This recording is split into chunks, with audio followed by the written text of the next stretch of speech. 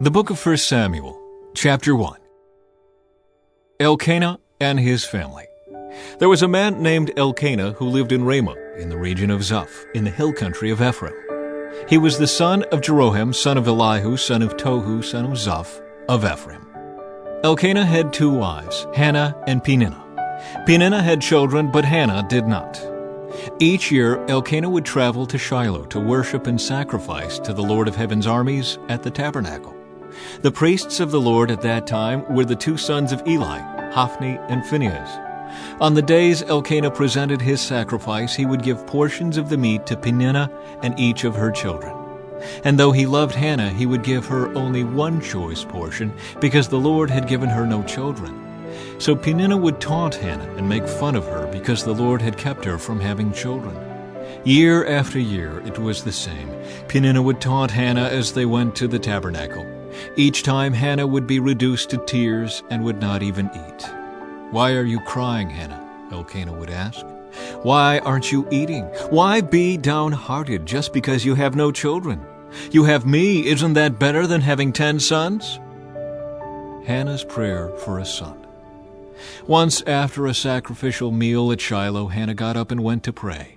Eli the priest was sitting at his customary place beside the entrance of the tabernacle. Hannah was in deep anguish, crying bitterly as she prayed to the Lord. And she made this vow, "O Lord of heaven's armies, if you will look upon my sorrow and answer my prayer and give me a son, then I will give him back to you. He will be yours for his entire lifetime, and as a sign that he has been dedicated to the Lord, his hair will never be cut." As she was praying to the Lord, Eli watched her. Seeing her lips moving but hearing no sound, he thought she had been drinking. "Must you come here drunk?" he demanded. "Throw away your wine." "Oh, no, sir," she replied. "I haven't been drinking wine or anything stronger. But I am very discouraged, and I was pouring out my heart to the Lord. Don't think I am a wicked woman, for I have been praying out of great anguish and sorrow." "In that case," Eli said, "go in peace. May the God of Israel grant the request you have asked of him." "Oh, thank you, sir," she exclaimed.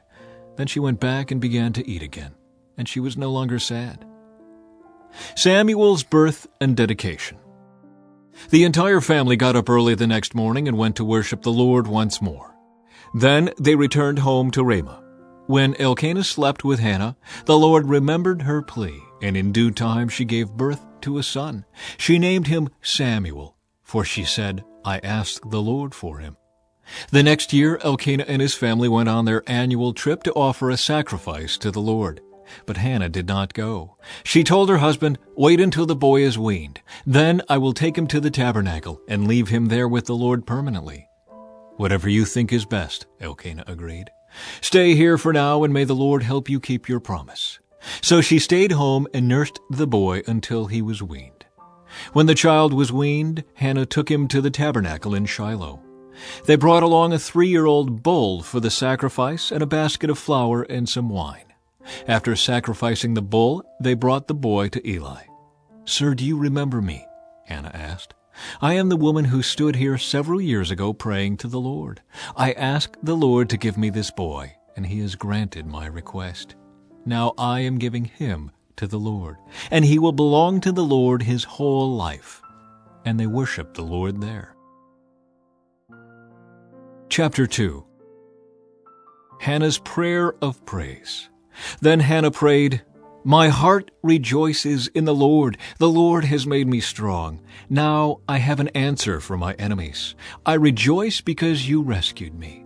No one is holy like the Lord. There is no one besides you. There is no rock like our God. Stop acting so proud and haughty. Don't speak with such arrogance, for the Lord is a God who knows what you have done. He will judge your actions. The bow of the mighty is now broken, and those who stumbled are now strong. Those who were well-fed are now starving, and those who were starving are now full.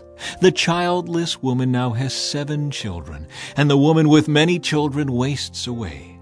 The Lord gives both death and life. He brings some down to the grave, but raises others up. The Lord makes some poor and others rich. He brings some down and lifts others up. He lifts the poor from the dust and the needy from the garbage dump. He sets them among princes, placing them in seats of honor. For all the earth is the Lord's, and He has set the world in order. He will protect His faithful ones, but the wicked will disappear in darkness. No one will succeed by strength alone. Those who fight against the Lord will be shattered. He thunders against them from heaven. The Lord judges throughout the earth. He gives power to His king. He increases the strength of His anointed one. Then Elkanah returned home to Ramah without Samuel, and the boy served the Lord by assisting Eli the priest. Eli's wicked sons. Now the sons of Eli were scoundrels who had no respect for the Lord or for their duties as priests. Whenever anyone offered a sacrifice, Eli's sons would send over a servant with a three-pronged fork. While the meat of the sacrifice animal was still boiling, the servant would stick the fork into the pot and demand that whatever it brought up be given to Eli's sons. All the Israelites who came to worship at Shiloh were treated this way. Sometimes the servant would come even before the animal's fat had been burned on the altar. He would demand raw meat before it had been boiled so that it could be used for roasting. The man offering the sacrifice might reply, "Take as much as you want, but the fat must be burned first." Then the servant would demand, "No, give it to me now, or I'll take it by force." So the sin of these young men was very serious in the Lord's sight, for they treated the Lord's offerings with contempt. But Samuel, though he was only a boy, served the Lord. He wore a linen garment like that of a priest. Each year his mother made a small coat for him and brought it to him when she came with her husband for the sacrifice. Before they returned home, Eli would bless Elkanah and his wife and say, "May the Lord give you other children to take the place of this one she gave to the Lord." And the Lord gave Hannah 3 sons and 2 daughters. Meanwhile, Samuel grew up in the presence of the Lord. Now Eli was very old, but he was aware of what his sons were doing to the people of Israel. He knew, for instance, that his sons were seducing the young women who assisted at the entrance of the tabernacle. Eli said to them, "I have been hearing reports from all the people about the wicked things you are doing. Why do you keep sinning? You must stop, my sons. The reports I hear among the Lord's people are not good. If someone sins against another person, God can mediate for the guilty party. But if someone sins against the Lord, who can intercede?" But Eli's sons wouldn't listen to their father, for the Lord was already planning to put them to death. Meanwhile, the boy Samuel grew taller and grew in favor with the Lord and with the people. A warning for Eli's family. One day a man of God came to Eli and gave him this message from the Lord. "I revealed myself to your ancestors when the people of Israel were slaves in Egypt.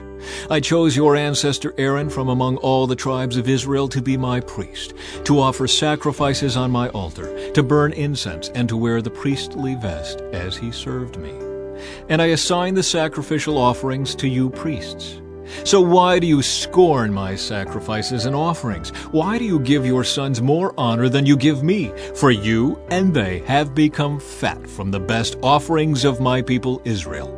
Therefore the Lord, the God of Israel, says, I promised that your branch of the tribe of Levi would always be my priests. But I will honor those who honor me, and I will despise those who think lightly of me. The time is coming when I will put an end to your family, so it will no longer serve as my priests. All the members of your family will die before their time. None will reach old age. You will watch with envy as I pour out prosperity on the people of Israel. But no members of your family will ever live out their days. Those who survive will live in sadness and grief, and their children will die a violent death. And to prove that what I have said will come true, I will cause your 2 sons, Hophni and Phinehas, to die on the same day. Then I will raise up a faithful priest who will serve me and do what I desire. I will establish his family, and they will be priests to my anointed kings forever. Then all of your surviving family will bow before him, begging for money and food. Please, they will say, give us jobs among the priests, so we will have enough to eat. Chapter 3. The Lord speaks to Samuel. Meanwhile, the boy Samuel served the Lord by assisting Eli. Now in those days, messages from the Lord were very rare, and visions were quite uncommon. One night Eli, who was almost blind by now, had gone to bed. The lamp of God had not yet gone out, and Samuel was sleeping in the tabernacle near the ark of God. Suddenly the Lord called out, "Samuel." "Yes," Samuel replied. "What is it?" He got up and ran to Eli. "Here I am. Did you call me?" "I didn't call you," Eli replied. "Go back to bed." So he did. Then the Lord called out again, "Samuel." Again Samuel got up and went to Eli. "Here I am. Did you call me?" "I didn't call you, my son," Eli said. "Go back to bed." Samuel did not yet know the Lord because he had never had a message from the Lord before. So the Lord called a third time, and once more Samuel got up and went to Eli. "Here I am. Did you call me?" Then Eli realized it was the Lord who was calling the boy. So he said to Samuel, "Go and lie down again, and if someone calls again, say, 'Speak, Lord, your servant is listening.'" So Samuel went back to bed. And the Lord came and called as before, "Samuel, Samuel."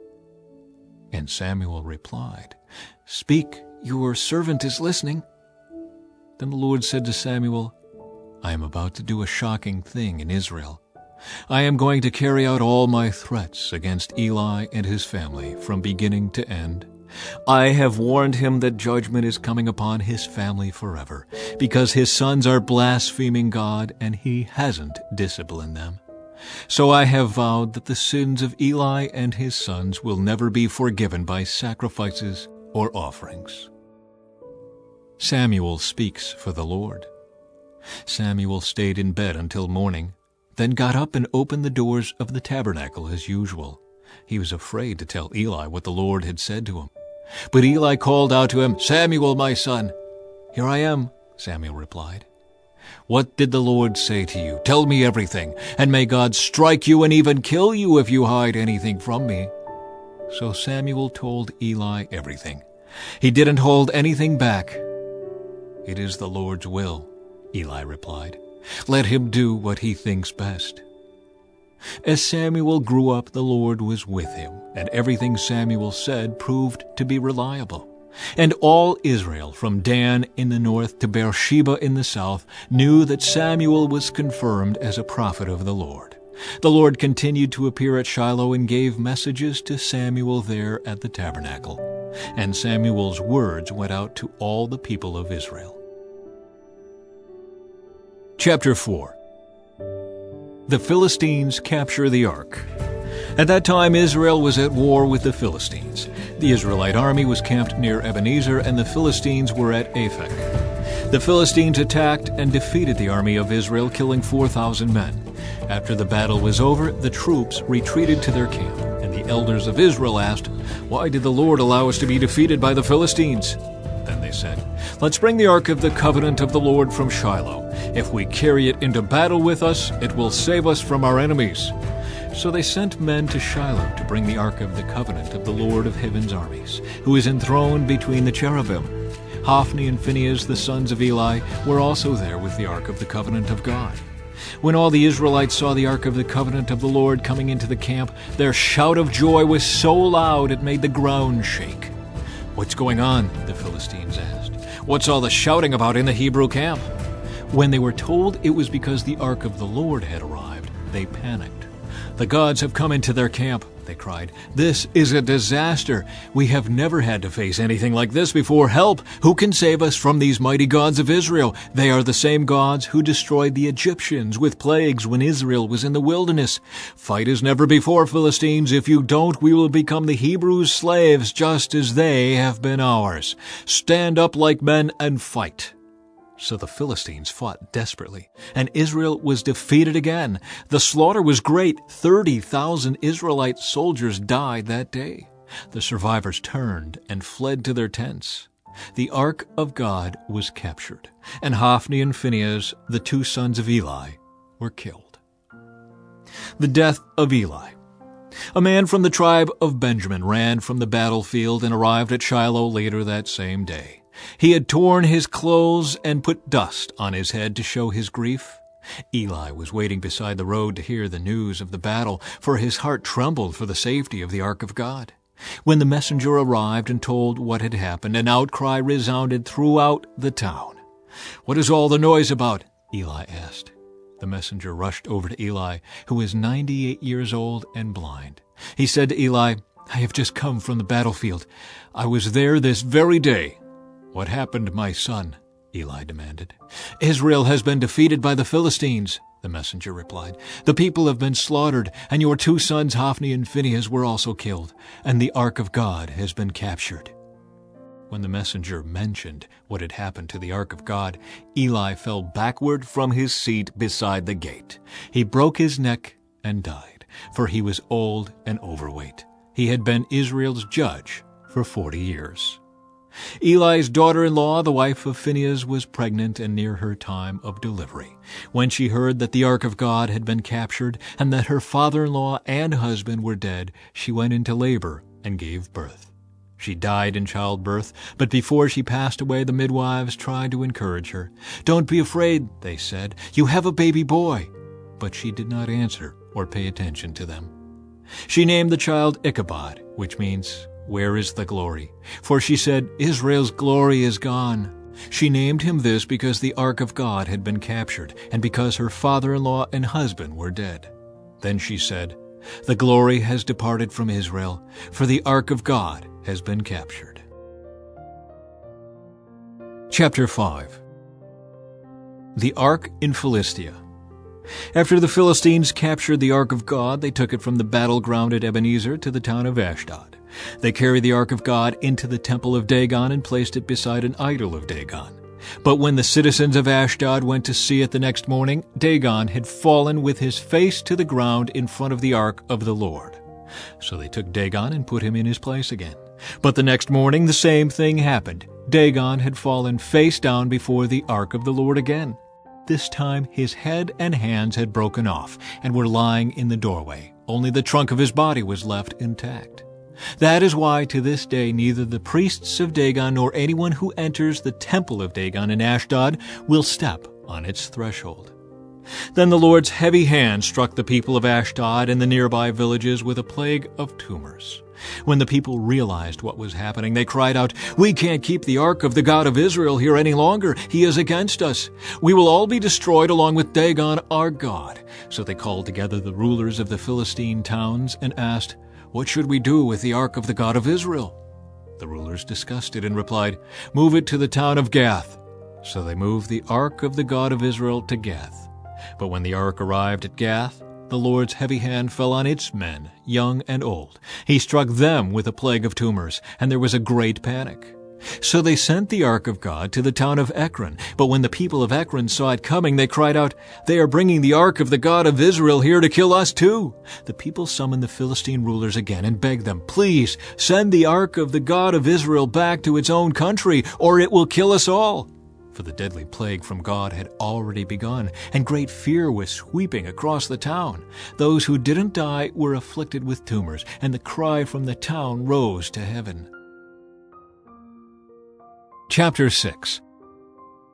The Philistines returned the ark. The ark of the Lord remained in Philistine territory 7 months in all. Then the Philistines called in their priests and diviners and asked them, "What should we do about the ark of the Lord? Tell us how to return it to its own country." "Send the ark of the God of Israel back with a gift," they were told. "Send a guilt offering so the plague will stop. Then, if you are healed, you will know it was his hand that caused the plague." "What sort of guilt offering should we send?" they asked. And they were told, "Since the plague has struck both you and your 5 rulers, make 5 gold tumors and 5 gold rats, just like those that have ravaged your land. Make these things to show honor to the God of Israel. Perhaps then he will stop afflicting you, your gods, and your land. Don't be stubborn and rebellious as Pharaoh and the Egyptians were. By the time God was finished with them, they were eager to let Israel go. Now build a new cart and find 2 cows that have just given birth to calves. Make sure the cows have never been yoked to a cart. Hitch the cows to the cart, but shut their calves away from them in a pen.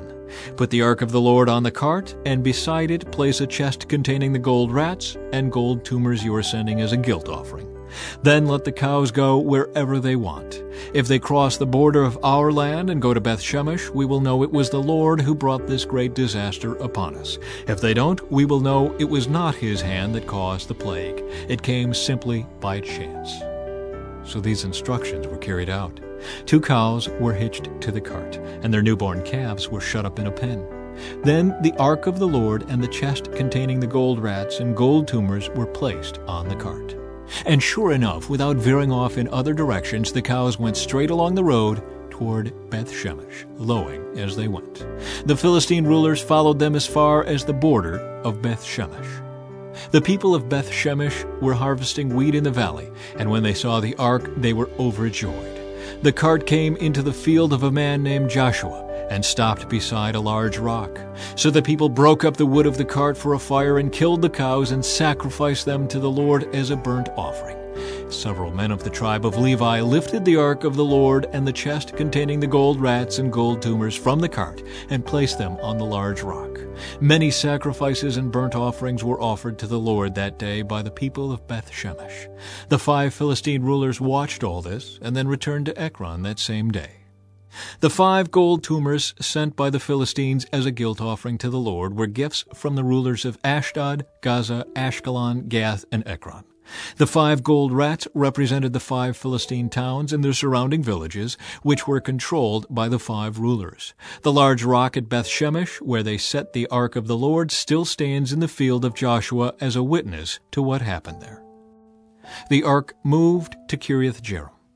But the Lord killed 70 men from Beth-Shemesh because they looked into the ark of the Lord, and the people mourned greatly because of what the Lord had done. "Who is able to stand in the presence of the Lord, this holy God?" they cried out. "Where can we send the ark from here?" So they sent messengers to the people at Kiriath-Jearim and told them, "The Philistines have returned the ark of the Lord. Come here and get it." Chapter 7. So the men of Kiriath-Jearim came to get the ark of the Lord. They took it to the hillside home of Abinadab and ordained Eleazar his son to be in charge of it. The ark remained in Kiriath-Jearim for a long time, 20 years in all. During that time all Israel mourned because it seemed the Lord had abandoned them. Samuel leads Israel to victory. Then Samuel said to all the people of Israel, "If you are really serious about wanting to return to the Lord, get rid of your foreign gods and your images of Ashtoreth. Determine to obey only the Lord. Then he will rescue you from the Philistines." So the Israelites got rid of their images of Baal and Ashtoreth and worshipped only the Lord. Then Samuel told them, "Gather all of Israel to Mizpah, and I will pray to the Lord for you." So they gathered at Mizpah, and in a great ceremony drew water from a well and poured it out before the Lord. They also went without food all day and confessed that they had sinned against the Lord. It was at Mizpah that Samuel became Israel's judge. When the Philistine rulers heard that Israel had gathered at Mizpah, they mobilized their army and advanced. The Israelites were badly frightened when they learned that the Philistines were approaching. "Don't stop pleading with the Lord our God to save us from the Philistines," they begged Samuel. So Samuel took a young lamb and offered it to the Lord as a whole burnt offering. He pleaded with the Lord to help Israel, and the Lord answered him. Just as Samuel was sacrificing the burnt offering, the Philistines arrived to attack Israel. But the Lord spoke with a mighty voice of thunder from heaven that day, and the Philistines were thrown into such confusion that the Israelites defeated them. The men of Israel chased them from Mizpah to a place below Beth-kar, slaughtering them all along the way. Samuel then took a large stone and placed it between the towns of Mizpah and Jeshanah. He named it Ebenezer, which means the stone of help, for he said, "Up to this point the Lord has helped us." So the Philistines were subdued and didn't invade Israel again for some time. And throughout Samuel's lifetime, the Lord's powerful hand was raised against the Philistines. The Israelite villages near Ekron and Gath that the Philistines had captured were restored to Israel, along with the rest of the territory that the Philistines had taken.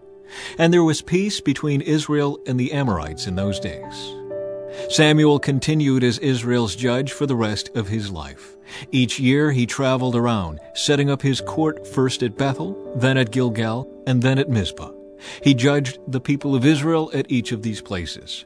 Then he would return to his home at Ramah, and he would hear cases there too. And Samuel built an altar to the Lord at Ramah. Chapter 8. Israel requests a king. As Samuel grew old, he appointed his sons to be judges over Israel. Joel and Abijah, his oldest sons, held court in Beersheba. But they were not like their father, for they were greedy for money. They accepted bribes and perverted justice. Finally, all the elders of Israel met at Ramah to discuss the matter with Samuel. "Look," they told him, "you are now old, and your sons are not like you. Give us a king to judge us, like all the other nations have." Samuel was displeased with their request and went to the Lord for guidance. "Do everything they say to you," the Lord replied, "for it is me they are rejecting, not you. They don't want me to be their king any longer. Ever since I brought them from Egypt, they have continually abandoned me and followed other gods, and now they are giving you the same treatment. Do as they ask, but solemnly warn them about the way a king will reign over them." Samuel warns against a kingdom. So Samuel passed on the Lord's warning to the people who were asking him for a king. "This is how a king will reign over you," Samuel said. "The king will draft your sons and assign them to his chariots and his charioteers, making them run before his chariots. Some will be generals and captains in his army. Some will be forced to plow in his fields and harvest his crops, and some will make his weapons and chariot equipment. The king will take your daughters from you and force them to cook and bake and make perfumes for him. He will take away the best of your fields and vineyards and olive groves and give them to his own officials. He will take 1/10 of your grain and your grape harvest and distribute it among his officers and attendants. He will take your male and female slaves and demand the finest of your cattle and donkeys for his own use. He will demand 1/10 of your flocks, and you will be his slaves.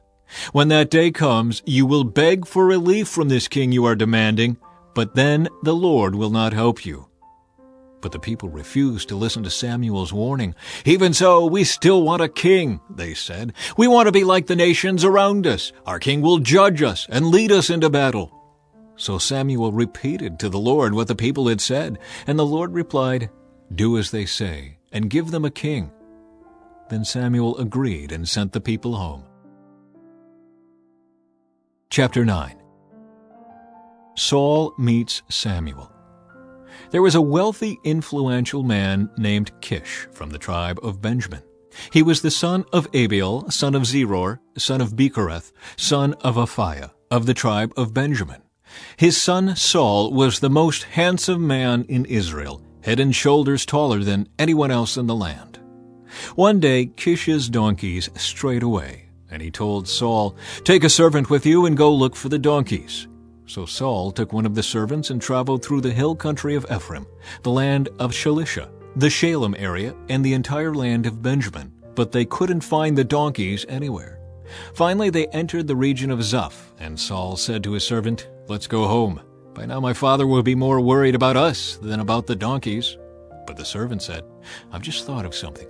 There is a man of God who lives here in this town. He is held in high honor by all the people because everything he says comes true. Let's go find him. Perhaps he can tell us which way to go." "But we don't have anything to offer him," Saul replied. "Even our food is gone and we don't have a thing to give him." "Well," the servant said, "I have one small silver piece. We can at least offer it to the man of God and see what happens."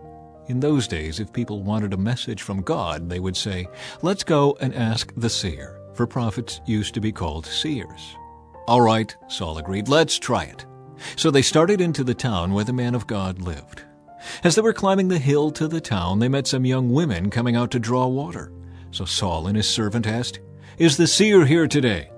"Yes," they replied. "Stay right on this road. He is at the town gates. He has just arrived to take part in a public sacrifice up at the place of worship. Hurry and catch him before he goes up there to eat. The guests won't begin eating until he arrives to bless the food." So they entered the town, and as they passed through the gates, Samuel was coming out toward them to go up to the place of worship. Now the Lord had told Samuel the previous day, "About this time tomorrow I will send you a man from the land of Benjamin. Anoint him to be the leader of my people Israel. He will rescue them from the Philistines, for I have looked down on my people in mercy and have heard their cry." When Samuel saw Saul, the Lord said, "That's the man I told you about. He will rule my people." Just then Saul approached Samuel at the gateway and asked, "Can you please tell me where the seer's house is?" "I am the seer," Samuel replied. "Go up to the place of worship ahead of me. We will eat there together, and in the morning I'll tell you what you want to know and send you on your way. And don't worry about those donkeys that were lost 3 days ago, for they have been found. And I am here to tell you that you and your family are the focus of all Israel's hopes." Saul replied, "But I am only from the tribe of Benjamin, the smallest tribe in Israel, and my family is the least important of all the families of that tribe. Why are you talking like this to me?" Then Samuel brought Saul and his servant into the hall and placed them at the head of the table, honoring them above the 30 special guests. Samuel then instructed the cook to bring Saul the finest cut of meat, the piece that had been set aside for the guest of honor. So the cook brought in the meat and placed it before Saul. "Go ahead and eat it," Samuel said. "I was saving it for you even before I invited these others." So Saul ate with Samuel that day. When they came down from the place of worship and returned to town, Samuel took Saul up to the roof of the house and prepared a bed for him there. At daybreak the next morning, Samuel called to Saul, "Get up, it's time you were on your way." So Saul got ready, and he and Samuel left the house together. When they reached the edge of town, Samuel told Saul to send his servant on ahead. After the servant was gone, Samuel said, "Stay here, for I have received a special message for you from God." Chapter 10. Samuel anoints Saul as king. Then Samuel took a flask of olive oil and poured it over Saul's head. He kissed Saul and said, "I am doing this because the Lord has appointed you to be the ruler over Israel, his special possession. When you leave me today, you will see 2 men beside Rachel's tomb at Zelzah, on the border of Benjamin. They will tell you that the donkeys have been found and that your father has stopped worrying about them and is now worried about you. He is asking, 'Have you seen my son?' When you get to the oak of Tabor, you will see 3 men coming toward you, who are on their way to worship God at Bethel. One will be bringing 3 young goats, another will have 3 loaves of bread, and the third will be carrying a wineskin full of wine. They will greet you and offer you 2 of the loaves, which you are to accept. When you arrive at Gibeah of God, where the garrison of the Philistines is located, you will meet a band of prophets coming down from the place of worship. They will be playing a harp, a tambourine, a flute, and a lyre, and they will be prophesying. At that time the Spirit of the Lord will come powerfully upon you, and you will prophesy with them. You will be changed into a different person. After these signs take place, do what must be done, for God is with you. Then go down to Gilgal ahead of me. I will join you there to sacrifice burnt offerings and peace offerings. You must wait for 7 days until I arrive and give you further instructions." Samuel's signs are fulfilled. As Saul turned and started to leave, God gave him a new heart, and all Samuel's signs were fulfilled that day. When Saul and his servant arrived at Gibeah, they saw a group of prophets coming toward them. Then the Spirit of God came powerfully upon Saul, and he too began to prophesy. When those who knew Saul heard about it, they exclaimed, "What? Is even Saul a prophet? How did the son of Kish become a prophet?" And one of those standing there said, "Can anyone become a prophet, no matter who his father is?" So that is the origin of the saying, "Is even Saul a prophet?" When Saul had finished prophesying, he went up to the place of worship. "Where have you been?" Saul's uncle asked him and his servant. "We were looking for the donkeys," Saul replied, "but we couldn't find them, so we went to Samuel to ask him where they were." "Oh? And what did he say?" his uncle asked. "He told us that the donkeys had already been found," Saul replied. But Saul didn't tell his uncle what Samuel said about the kingdom. Saul is acclaimed king. Later Samuel called all the people of Israel to meet before the Lord at Mizpah. And he said, "This is what the Lord, the God of Israel, has declared. I brought you from Egypt and rescued you from the Egyptians and from all the nations that were oppressing you. But though I have rescued you from your misery and distress, you have rejected your God today and have said, 'No, we want a king instead.' Now, therefore, present yourselves before the Lord by tribes and clans." So Samuel brought all the tribes of Israel before the Lord, and the tribe of Benjamin was chosen by lot. Then he brought each family of the tribe of Benjamin before the Lord, and the family of the Matrites was chosen. And finally Saul, son of Kish, was chosen from among them. But when they looked for him, he had disappeared. So they asked the Lord, "Where is he?" And the Lord replied, "He is hiding among the baggage." So they found him and brought him out, and he stood head and shoulders above anyone else. Then Samuel said to all the people, "This is the man the Lord has chosen as your king. No one in all Israel is like him." And all the people shouted, "Long live the king!" Then Samuel told the people what the rights and duties of a king were. He wrote them down on a scroll and placed it before the Lord. Then Samuel sent the people home again. When Saul returned to his home at Gibeah, a group of men whose hearts God had touched went with him. But there were some scoundrels who complained, "How can this man save us?" And they scorned him and refused to bring him gifts. But Saul ignored them. Nahash, king of the Ammonites, had been grievously oppressing the people of Gad and Reuben who lived east of the Jordan River. He gouged out the right eye of each of the Israelites living there, and he didn't allow anyone to come and rescue them. In fact, of all the Israelites east of the Jordan, there wasn't a single one whose right eye Nahash had not gouged out. But there were 7,000 men who had escaped from the Ammonites, and they had settled in Jabesh-Gilead. Chapter 11. Saul defeats the Ammonites. About a month later, King Nahash of Ammon led his army against the Israelite town of Jabesh-Gilead. But all the citizens of Jabesh asked for peace. "Make a treaty with us, and we will be your servants," they pleaded. "All right," Nahash said, "but only on one condition.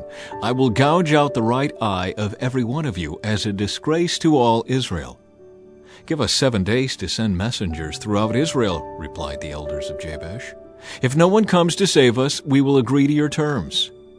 When the messengers came to Gibeah of Saul and told the people about their plight, everyone broke into tears. Saul had been plowing a field with his oxen, and when he returned to town, he asked, "What's the matter? Why is everyone crying?" So they told him about the message from Jabesh. Then the Spirit of God came powerfully upon Saul, and he became very angry. He took 2 oxen and cut them into pieces and sent the messengers to carry them throughout Israel with this message: "This is what will happen to the oxen of anyone who refuses to follow Saul and Samuel into battle." And the Lord made the people afraid of Saul's anger, and all of them came out together as one. When Saul mobilized them at Bezek, he found that there were 300,000 men from Israel and 30,000 men from Judah. So Saul sent the messengers back to Jabesh-Gilead to say, "We will rescue you by noontime tomorrow." There was great joy throughout the town when that message arrived. The men of Jabesh then told their enemies, "Tomorrow we will come out to you, and you can do to us whatever you wish." But before dawn the next morning, Saul arrived, having divided his army into 3 detachments. He launched a surprise attack against the Ammonites and slaughtered them the whole morning. The remnant of their army was so badly scattered that no 2 of them were left together. Then the people exclaimed to Samuel, "Now where are those men who said, 'Why should Saul rule over us?' Bring them here, and we will kill them." But Saul replied, "No one will be executed today, for today the Lord has rescued Israel." Then Samuel said to the people, "Come, let us all go to Gilgal to renew the kingdom." So they all went to Gilgal, and in a solemn ceremony before the Lord, they made Saul king. Then they offered peace offerings to the Lord, and Saul and all the Israelites were filled with joy. Chapter 12. Samuel's farewell address. Then Samuel addressed all Israel. "I have done as you asked and given you a king. Your king is now your leader. I stand here before you an old, gray-haired man, and my sons serve you. I have served as your leader from the time I was a boy to this very day. Now testify against me in the presence of the Lord and before his anointed one. Whose ox or donkey have I stolen? Have I ever cheated any of you? Have I ever oppressed you? Have I ever taken a bribe and perverted justice? Tell me, and I will make right whatever I have done wrong." "No," they replied, "you have never cheated or oppressed us, and you have never taken even a single bribe." "The Lord and his anointed one are my witnesses today," Samuel declared, "that my hands are clean." "Yes, he is a witness," they replied. "It was the Lord who appointed Moses and Aaron," Samuel continued. "He brought your ancestors out of the land of Egypt. Now stand here quietly before the Lord as I remind you of all the great things the Lord has done for you and your ancestors. When the Israelites were in Egypt and cried out to the Lord, he sent Moses and Aaron to rescue them from Egypt and to bring them into this land.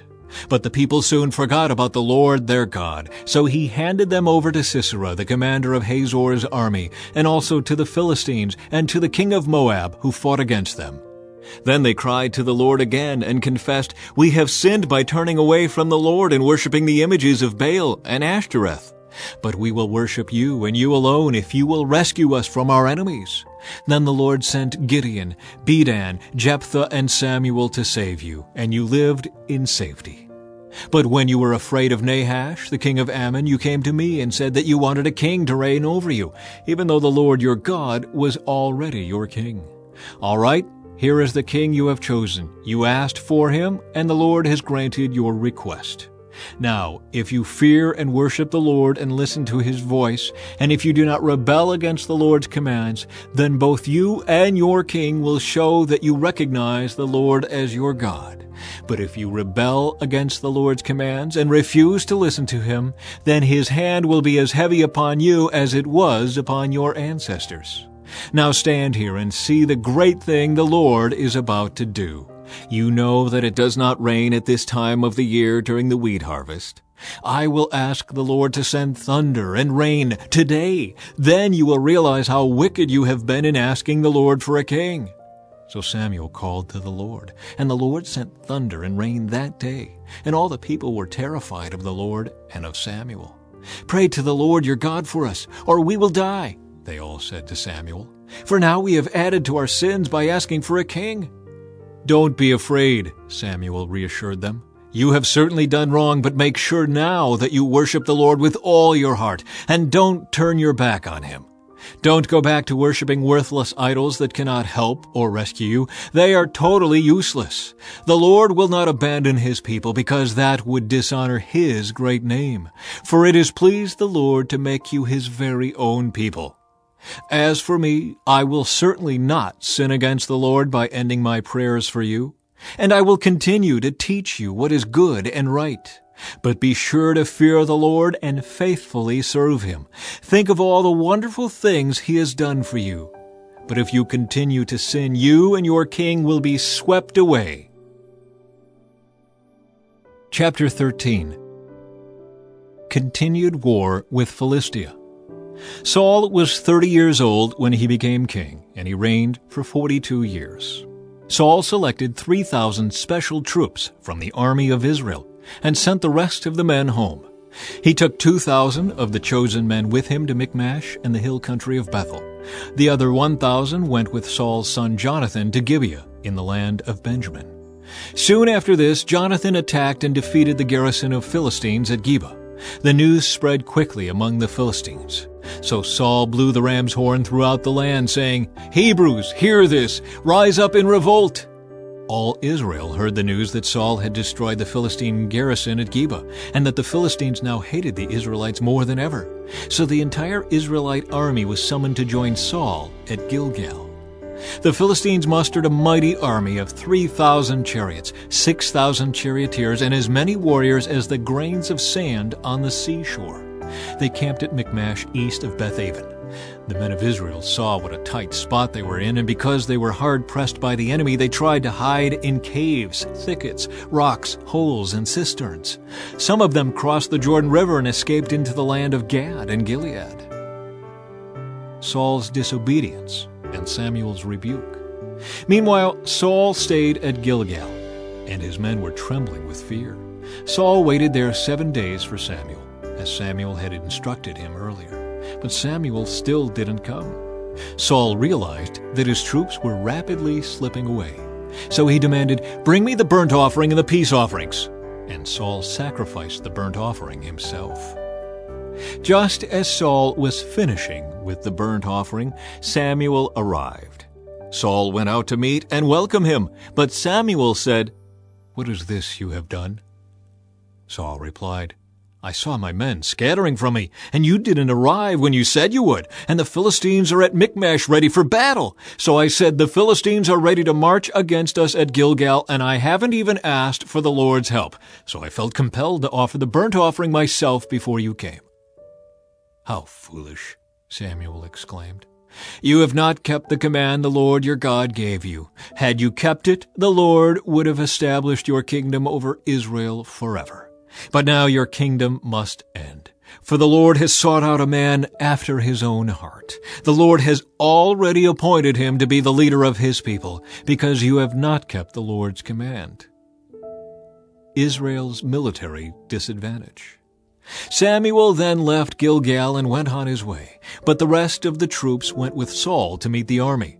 They went up from Gilgal to Gibeah in the land of Benjamin. When Saul counted the men who were still with him, he found only 600 were left. Saul and Jonathan and the troops with them were staying at Gibeah in the land of Benjamin. The Philistines set up their camp at Michmash. 3 raiding parties soon left the camp of the Philistines. One went north toward Ophrah in the land of Shul, another went west to Beth-horon, and the third moved toward the border above the valley of Zeboim near the wilderness. There were no blacksmiths in the land of Israel in those days. The Philistines wouldn't allow them for fear they would make swords and spears for the Hebrews. So whenever the Israelites needed to sharpen their plowshares, picks, axes, or sickles, they had to take them to a Philistine blacksmith. The charges were as follows: 1/4 of an ounce of silver for sharpening a plowshare or a pick, and 1/8 of an ounce for sharpening an axe, a sickle, or an ox goad. So on the day of the battle, none of the people of Israel had a sword or spear except for Saul and Jonathan. The pass at Michmash had meanwhile been secured by a contingent of the Philistine army. Chapter 14. Jonathan's daring plan. One day Jonathan said to his armor-bearer, "Come on, let's go over to where the Philistines have their outpost." But Jonathan did not tell his father what he was doing. Meanwhile, Saul and his 600 men were camped on the outskirts of Gibeah, around the pomegranate tree at Migron. Among Saul's men was Ahijah the priest, who was wearing the ephod, the priestly vest. Ahijah was the son of Ichabod's brother Ahitub, son of Phinehas, son of Eli, the priest of the Lord, who had served at Shiloh. No one realized that Jonathan had left the Israelite camp. To reach the Philistine outpost, Jonathan had to go down between 2 rocky cliffs that were called Bozez and Sina. The cliff on the north was in front of Michmash, and the one on the south was in front of Gibeah. "Let's go across to the outpost of those pagans," Jonathan said to his armor-bearer. "Perhaps the Lord will help us, for nothing can hinder the Lord. He can win a battle whether he has many warriors or only a few." "Do what you think is best," the armor-bearer replied. "I'm with you completely, whatever you decide." "All right then," Jonathan told him. "We will cross over and let them see us. If they say to us, 'Stay where you are or we'll kill you,' then we will stop and not go up to them. But if they say, 'Come on up and fight,' then we will go up. That will be the Lord's sign that he will help us defeat them." When the Philistines saw them coming, they shouted, "Look, the Hebrews are crawling out of their holes." Then the men from the outpost shouted to Jonathan, "Come on up here, and we'll teach you a lesson." "Come on, climb right behind me," Jonathan said to his armor-bearer, "for the Lord will help us defeat them." So they climbed up using both hands and feet, and the Philistines fell before Jonathan, and his armor-bearer killed those who came behind them. They killed some 20 men in all, and their bodies were scattered over about half an acre. Suddenly panic broke out in the Philistine army, both in the camp and in the field, including even the outposts and raiding parties. And just then an earthquake struck, and everyone was terrified. Israel defeats the Philistines. Saul's lookouts in Gibeah of Benjamin saw a strange sight. The vast army of Philistines began to melt away in every direction. "Call the roll and find out who's missing," Saul ordered. And when they checked, they found that Jonathan and his armor-bearer were gone. Then Saul shouted to Ahijah, "Bring the ephod here," for at that time Ahijah was wearing the ephod in front of the Israelites. But while Saul was talking to the priest, the confusion in the Philistine camp grew louder and louder. So Saul said to the priest, "Never mind, let's get going." Then Saul and all his men rushed out to the battle and found the Philistines killing each other. There was terrible confusion everywhere. Even the Hebrews, who had previously gone over to the Philistine army, revolted and joined in with Saul, Jonathan, and the rest of the Israelites. Likewise, the men of Israel, who were hiding in the hill country of Ephraim, joined the chase when they saw the Philistines running away. So the Lord saved Israel that day, and the battle continued to rage even beyond Beth-aven. Saul's foolish oath. Now the men of Israel were pressed to exhaustion that day because Saul had placed them under an oath, saying, "Let a curse fall on anyone who eats before evening, before I have full revenge on my enemies." So no one ate anything all day, even though they had all found honeycomb on the ground in the forest. They didn't dare touch the honey because they all feared the oath they had taken. But Jonathan had not heard his father's command, and he dipped the end of his stick into a piece of honeycomb and ate the honey. After he had eaten it, he felt refreshed. But one of the men saw him and said, "Your father made the army take a strict oath that anyone who eats food today will be cursed. That is why everyone is weary and faint." "My father has made trouble for us all," Jonathan exclaimed. "A command like that only hurts us. See how refreshed I am now that I have eaten this little bit of honey. If the men had been allowed to eat freely from the food they found among our enemies, think how many more Philistines we could have killed." They chased and killed the Philistines all day from Michmash to Ajalon, growing more and more faint. That evening they rushed for the battle plunder and butchered the sheep, goats, cattle, and calves, but they ate them without draining the blood. Someone reported to Saul, "Look, the men are sinning against the Lord by eating meat that still has blood in it." "That is very wrong," Saul said. "Find a large stone and roll it over here. Then go out among the troops and tell them, 'Bring the cattle, sheep, and goats here to me. Kill them here and drain the blood before you eat them. Do not sin against the Lord by eating meat with the blood still in it.'" So that night all the troops brought their animals and slaughtered them there. Then Saul built an altar to the Lord. It was the first of the altars he built to the Lord. Then Saul said, "Let's chase the Philistines all night and plunder them until sunrise. Let's destroy every last one of them." His men replied, "We'll do whatever you think is best." But the priest said, "Let's ask God first." So Saul asked God, "Should we go after the Philistines? Will you help us defeat them?" But God made no reply that day. Then Saul said to the leaders, "Something's wrong. I want all my army commanders to come here. We must find out what sin was committed today. I vow by the name of the Lord who rescued Israel that the sinner will surely die, even if it is my own son Jonathan." But no one would tell him what the trouble was. Then Saul said, "Jonathan and I will stand over here, and all of you stand over there." And the people responded to Saul, "Whatever you think is best." Then Saul prayed, "O Lord, God of Israel, please show us who is guilty and who is innocent." Then they cast sacred lots, and Jonathan and Saul were chosen as the guilty ones, and the people were declared innocent. Then Saul said, "Now cast lots again and choose between me and Jonathan." And Jonathan was shown to be the guilty one. "Tell me what you have done," Saul demanded of Jonathan. "I tasted a little honey," Jonathan admitted. "It was only a little bit on the end of my stick. Does that deserve death?" "Yes, Jonathan," Saul said. "You must die. May God strike me and even kill me if you do not die for this." But the people broke in and said to Saul, "Jonathan has won this great victory for Israel. Should he die? Far from it. As surely as the Lord lives, not one hair on his head will be touched, for God helped him do a great deed today." So the people rescued Jonathan, and he was not put to death. Then Saul called back the army from chasing the Philistines, and the Philistines returned home. Saul's military successes. Now when Saul had secured his grasp on Israel's throne, he fought against his enemies in every direction, against Moab, Ammon, Edom, the kings of Zobah, and the Philistines. And wherever he turned, he was victorious.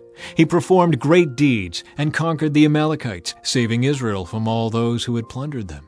Saul's sons included Jonathan, Ishbosheth, and Malchishua. He also had 2 daughters, Merab, who was older, and Michal. Saul's wife was Ahinoam, the daughter of Ahimaaz. The commander of Saul's army was Abner, the son of Saul's uncle Ner. Saul's father Kish and Abner's father Ner were both sons of Abiel. The Israelites fought constantly with the Philistines throughout Saul's lifetime. So whenever Saul observed a young man who was brave and strong, he drafted him into his army. Chapter 15. Saul destroys the Amalekites. One day Samuel said to Saul, "It was the Lord who told me to anoint you as king of his people Israel. Now listen to this message from the Lord. This is what the Lord of heaven's armies has declared. I have decided to settle accounts with the nation of Amalek for opposing Israel when they came from Egypt. Now go and completely destroy the entire Amalekite nation. Men, women, children, babies, cattle, sheep, goats, camels, and donkeys." So Saul mobilized his army at Telaim. There were 200,000 soldiers from Israel and 10,000 men from Judah. Then Saul and his army went to a town of the Amalekites and lay in wait in the valley. Saul sent this warning to the Kenites: "Move away from where the Amalekites live, or you will die with them, for you showed kindness to all the people of Israel when they came up from Egypt." So the Kenites packed up and left. Then Saul slaughtered the Amalekites from Havilah all the way to Shur, east of Egypt. He captured Agag, the Amalekite king, but completely destroyed everyone else. Saul and his men spared Agag's life and kept the best of the sheep and goats, the cattle, the fat calves, and the lambs, everything, in fact, that appealed to them. They destroyed only what was worthless or of poor quality. The Lord rejects Saul. Then the Lord said to Samuel, "I am sorry that I ever made Saul king, for he has not been loyal to me, and has refused to obey my command." Samuel was so deeply moved when he heard this that he cried out to the Lord all night. Early the next morning, Samuel went to find Saul. Someone told him, "Saul went to the town of Carmel to set up a monument to himself. Then he went on to Gilgal." When Samuel finally found him, Saul greeted him cheerfully. "May the Lord bless you," he said. "I have carried out the Lord's command." "Then what is all the bleating of sheep and goats, and the lowing of cattle I hear?" Samuel demanded. "It's true that the army spared the best of the sheep, goats, and cattle," Saul admitted. "But they are going to sacrifice them to the Lord your God. We have destroyed everything else." Then Samuel said to Saul, "Stop. Listen to what the Lord told me last night." "What did he tell you?" Saul asked. And Samuel told him, "Although you may think little of yourself, are you not the leader of the tribes of Israel? The Lord has anointed you king of Israel, and the Lord sent you on a mission and told you, 'Go and completely destroy the sinners, the Amalekites, until they are all dead.' Why haven't you obeyed the Lord? Why did you rush for the plunder and do what was evil in the Lord's sight?" "But I did obey the Lord," Saul insisted. "I carried out the mission he gave me. I brought back King Agag, but I destroyed everyone else. Then my troops brought in the best of the sheep, goats, cattle, and plunder to sacrifice to the Lord your God in Gilgal." But Samuel replied, "What is more pleasing to the Lord, your burnt offerings and sacrifices, or your obedience to his voice? Listen, obedience is better than sacrifice, and submission is better than offering the fat of rams. Rebellion is as sinful as witchcraft, and stubbornness as bad as worshiping idols. So because you have rejected the command of the Lord, he has rejected you as king." Saul pleads for forgiveness. Then Saul admitted to Samuel, "Yes, I have sinned. I have disobeyed your instructions and the Lord's command, for I was afraid of the people and did what they demanded. But now please forgive my sin and come back with me so that I may worship the Lord." But Samuel replied, "I will not go back with you. Since you have rejected the Lord's command, he has rejected you as king of Israel." As Samuel turned to go, Saul tried to hold him back and tore the hem of his robe.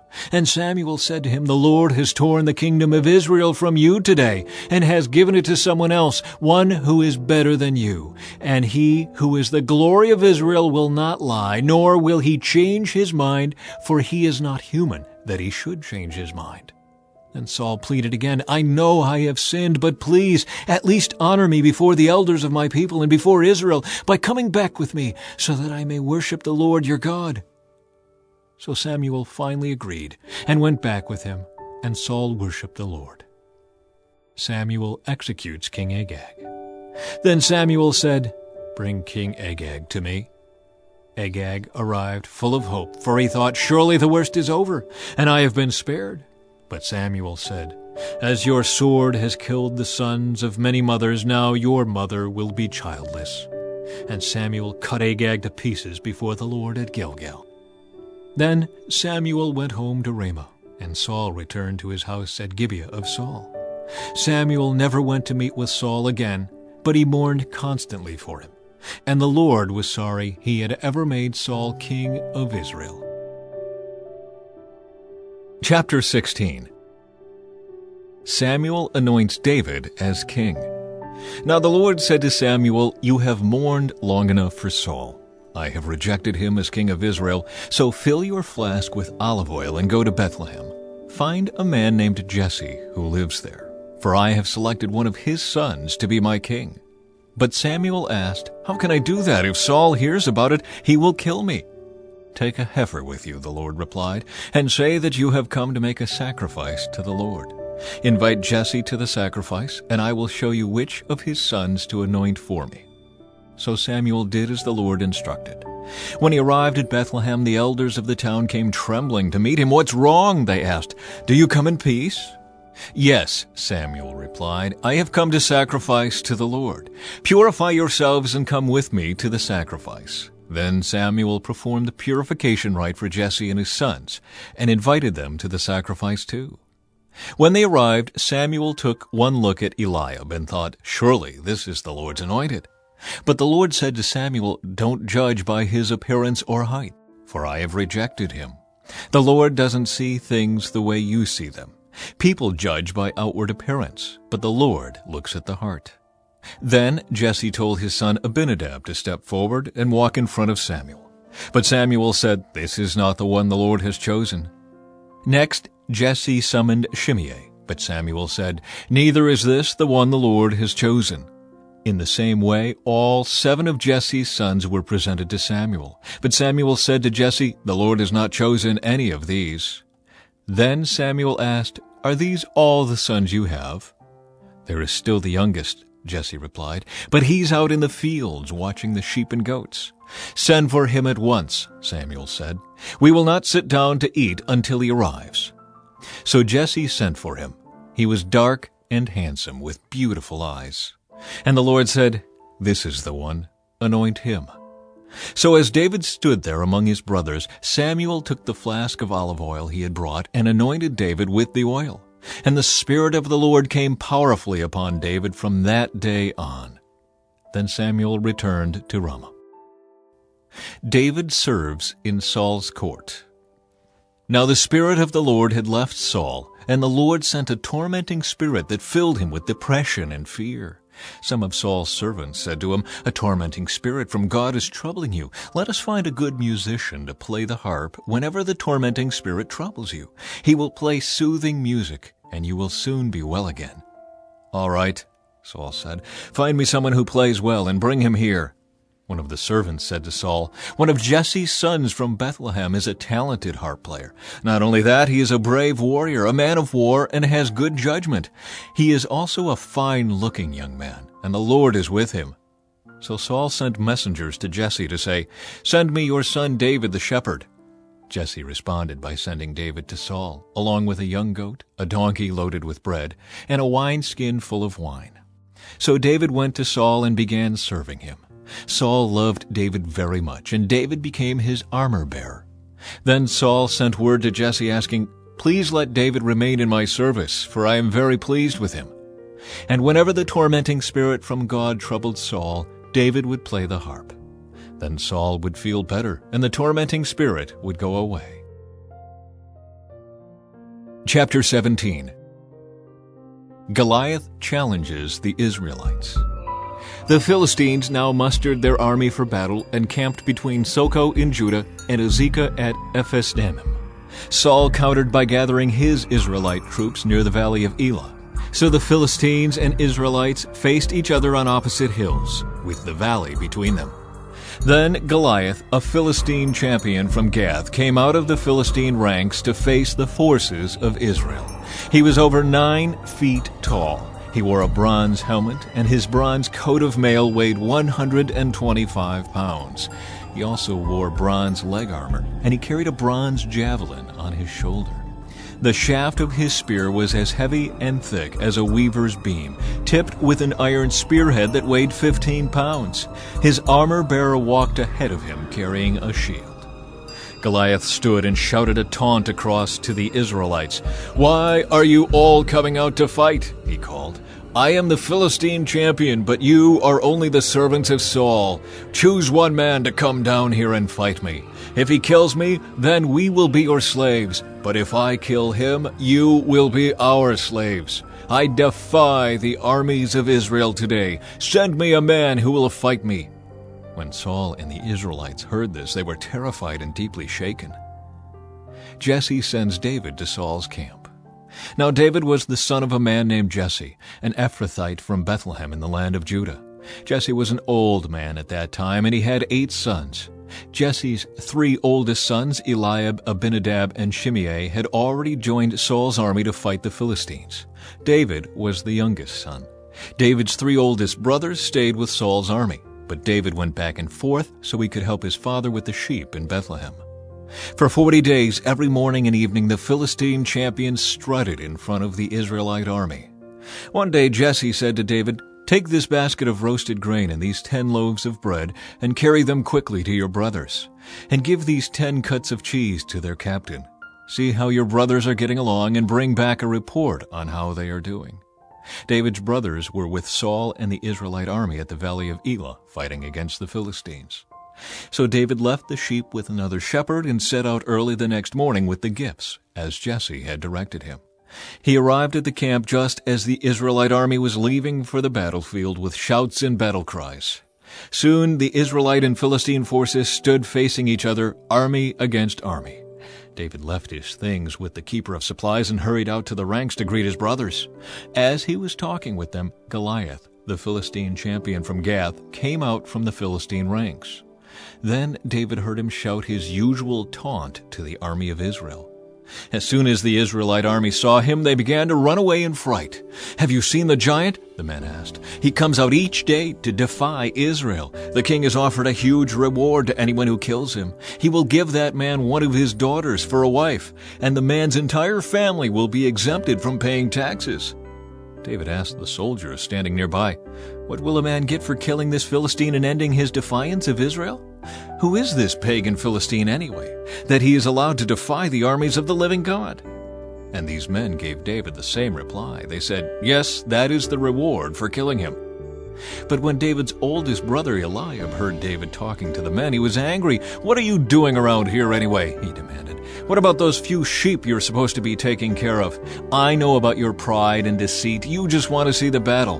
"What have I done now?" David replied. "I was only asking a question." He walked over to some others and asked them the same thing and received the same answer. Then David's question was reported to King Saul, and the king sent for him. David kills Goliath. "Don't worry about this Philistine," David told Saul. "I'll go fight him." "Don't be ridiculous," Saul replied. "There's no way you can fight this Philistine and possibly win. You're only a boy, and he's been a man of war since his youth."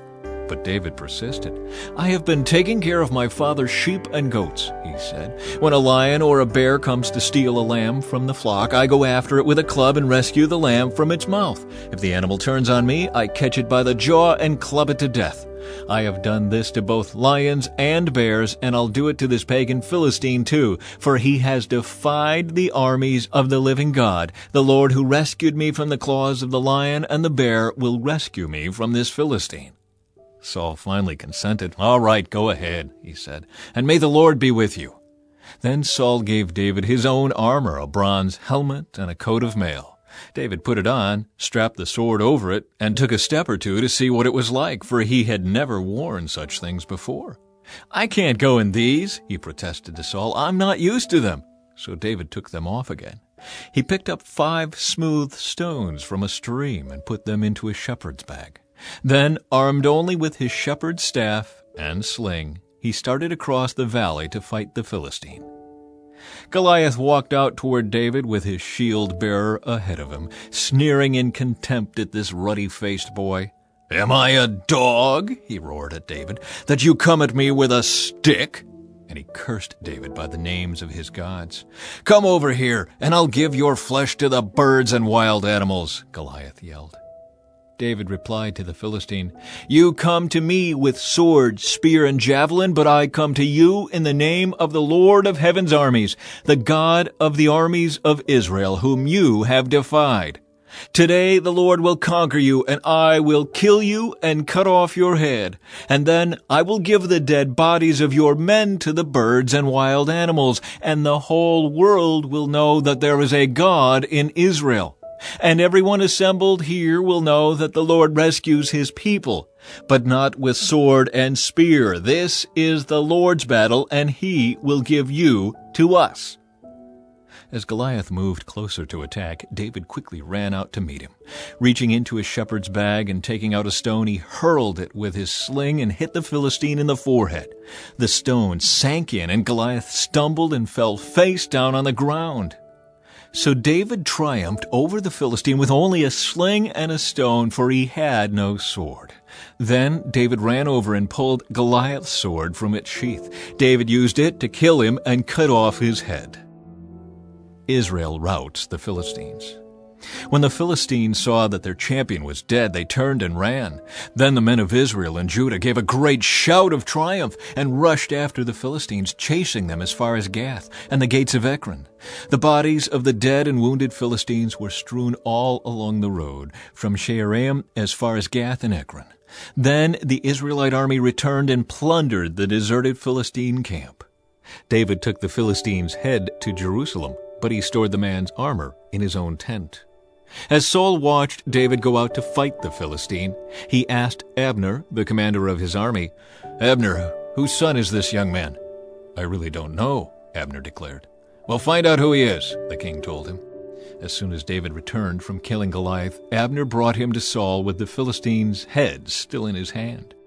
"Tell me about your father, young man," Saul said. And David replied, "His name is Jesse, and we live in Bethlehem." Chapter 18. Saul becomes jealous of David. After David had finished talking with Saul, he met Jonathan, the king's son. There was an immediate bond between them, for Jonathan loved David. From that day on, Saul kept David with him and wouldn't let him return home. And Jonathan made a solemn pact with David because he loved him as he loved himself. Jonathan sealed the pact by taking off his robe and giving it to David, together with his tunic, sword, bow, and belt. Whatever Saul asked David to do, David did it successfully. So Saul made him a commander over the men of war, an appointment that was welcomed by the people and Saul's officers alike.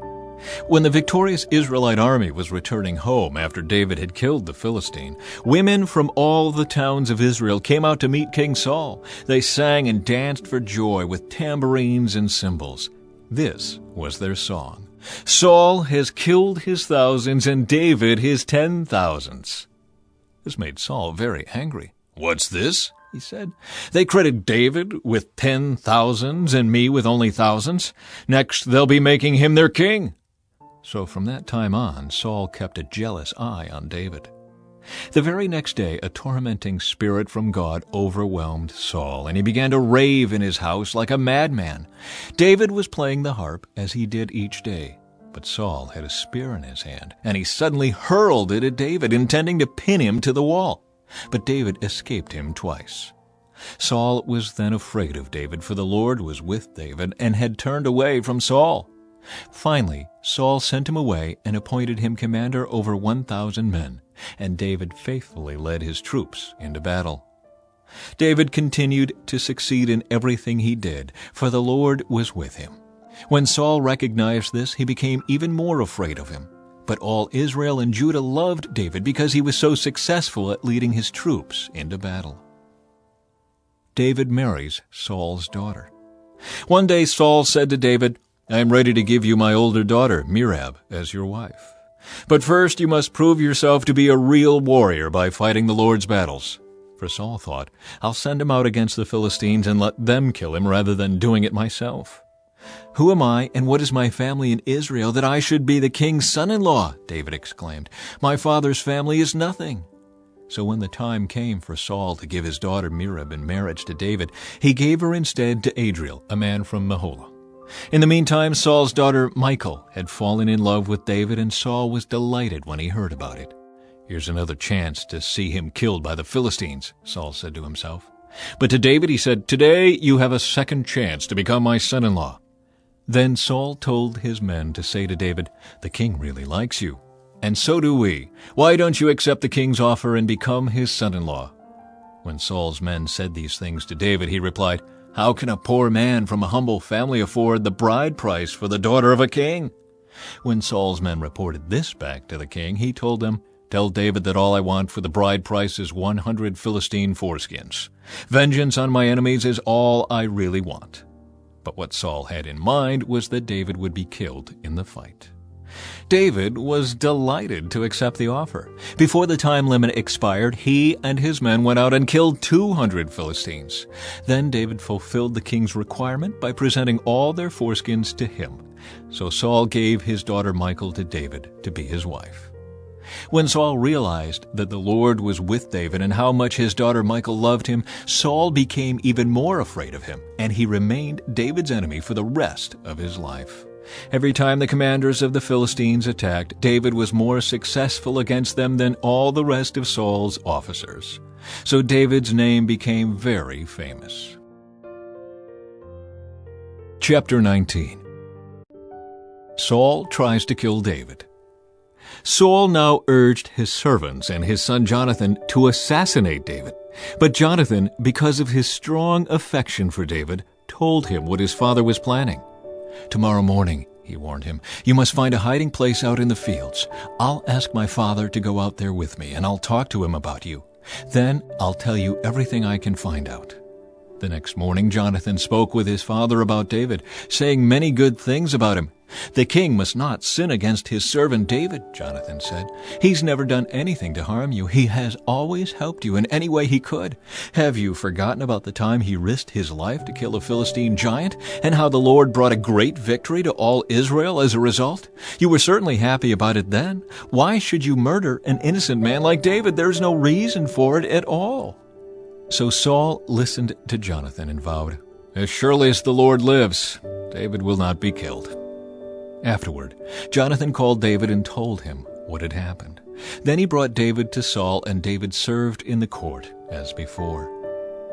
War broke out again after that, and David led his troops against the Philistines. He attacked them with such fury that they all ran away. But one day when Saul was sitting at home with spear in hand, the tormenting spirit from the Lord suddenly came upon him again. As David played his harp, Saul hurled his spear at David, but David dodged out of the way, and leaving the spear stuck in the wall, he fled and escaped into the night. Michal saves David's life. Then Saul sent troops to watch David's house. They were told to kill David when he came out the next morning. But Michal, David's wife, warned him, "If you don't escape tonight, you will be dead by morning." So she helped him climb out through a window, and he fled and escaped. Then she took an idol and put it in his bed, covered it with blankets, and put a cushion of goat's hair at its head. When the troops came to arrest David, she told them he was sick and couldn't get out of bed. But Saul sent the troops back to get David. He ordered, "Bring him to me in his bed so I can kill him." But when they came to carry David out, they discovered that it was only an idol in the bed with a cushion of goat's hair at its head. "Why have you betrayed me like this and let my enemy escape?" Saul demanded of Michal. "I had to," Michal replied. "He threatened to kill me if I didn't help him." So David escaped and went to Ramah to see Samuel, and he told him all that Saul had done to him. Then Samuel took David with him to live in Naioth. When the report reached Saul that David was at Naioth in Ramah, he sent troops to capture him. But when they arrived and saw Samuel leading a group of prophets who were prophesying, the Spirit of God came upon Saul's men, and they also began to prophesy. When Saul heard what had happened, he sent other troops, but they too prophesied. The same thing happened a third time. Finally, Saul himself went to Ramah and arrived at the great well in Siku. "Where are Samuel and David?" he demanded. "They are at Naioth in Ramah," someone told him. But on the way to Naioth in Ramah, the Spirit of God came even upon Saul, and he too began to prophesy all the way to Naioth. He tore off his clothes and lay naked on the ground all day and all night, prophesying in the presence of Samuel. The people who were watching exclaimed, "What? Is even Saul a prophet?" Chapter 20. Jonathan helps David. David now fled from Naioth in Ramah and found Jonathan. "What have I done?" he exclaimed. "What is my crime? How have I offended your father that he is so determined to kill me?" "That's not true," Jonathan protested. "You're not going to die. He always tells me everything he's going to do, even the little things. I know my father wouldn't hide something like this from me. It just isn't so." Then David took an oath before Jonathan and said, "Your father knows perfectly well about our friendship, so he has said to himself, 'I won't tell Jonathan. Why should I hurt him?' But I swear to you that I am only a step away from death. I swear it by the Lord and by your own soul." "Tell me what I can do to help you," Jonathan exclaimed. David replied, "Tomorrow we celebrate the New Moon Festival. I've always eaten with the king on this occasion, but tomorrow I'll hide in the field and stay there until the evening of the third day. If your father asks where I am, tell him I asked permission to go home to Bethlehem for an annual family sacrifice. If he says, 'Fine,' you will know all is well. But if he is angry and loses his temper, you will know he is determined to kill me. Show me this loyalty as my sworn friend, for we made a solemn pact before the Lord. Or kill me yourself if I have sinned against your father, but please don't betray me to him." "Never," Jonathan exclaimed. "You know that if I had the slightest notion my father was planning to kill you, I would tell you at once." Then David asked, "How will I know whether or not your father is angry?" "Come out to the field with me," Jonathan replied, and they went out there together. Then Jonathan told David, "I promise by the Lord, the God of Israel, that by this time tomorrow, or the next day at the latest, I will talk to my father and let you know at once how he feels about you. If he speaks favorably about you, I will let you know. But if he is angry and wants you killed, may the Lord strike me and even kill me if I don't warn you so you can escape and live. May the Lord be with you as he used to be with my father. And may you treat me with the faithful love of the Lord as long as I live. But if I die, treat my family with this faithful love, even when the Lord destroys all your enemies from the face of the earth." So Jonathan made a solemn pact with David, saying, "May the Lord destroy all your enemies." And Jonathan made David reaffirm his vow of friendship again, for Jonathan loved David as he loved himself. Then Jonathan said, "Tomorrow we celebrate the New Moon Festival. You will be missed when your place at the table is empty. The day after tomorrow, toward evening, go to the place where you hid before and wait there by the stone pile. I will come out and shoot 3 arrows to the side of the stone pile as though I were shooting at a target. Then I will send a boy to bring the arrows back. If you hear me tell him, 'They're on this side,' then you will know as surely as the Lord lives that all is well and there is no trouble. But if I tell him, 'Go farther, the arrows are still ahead of you,' then it will mean that you must leave immediately, for the Lord is sending you away. And may the Lord make us keep our promises to each other, for he has witnessed them." So David hid himself in the field, and when the New Moon Festival began, the king sat down to eat. He sat at his usual place against the wall, with Jonathan sitting opposite him and Abner beside him. But David's place was empty. Saul didn't say anything about it that day, for he said to himself, "Something must have made David ceremonially unclean." But when David's place was empty again the next day, Saul asked Jonathan, "Why hasn't the son of Jesse been here for the meal, either yesterday or today?" Jonathan replied, "David earnestly asked me if he could go to Bethlehem. He said, 'Please let me go, for we are having a family sacrifice. My brother demanded that I be there, so please let me get away to see my brothers. That's why he isn't here at the king's table.'"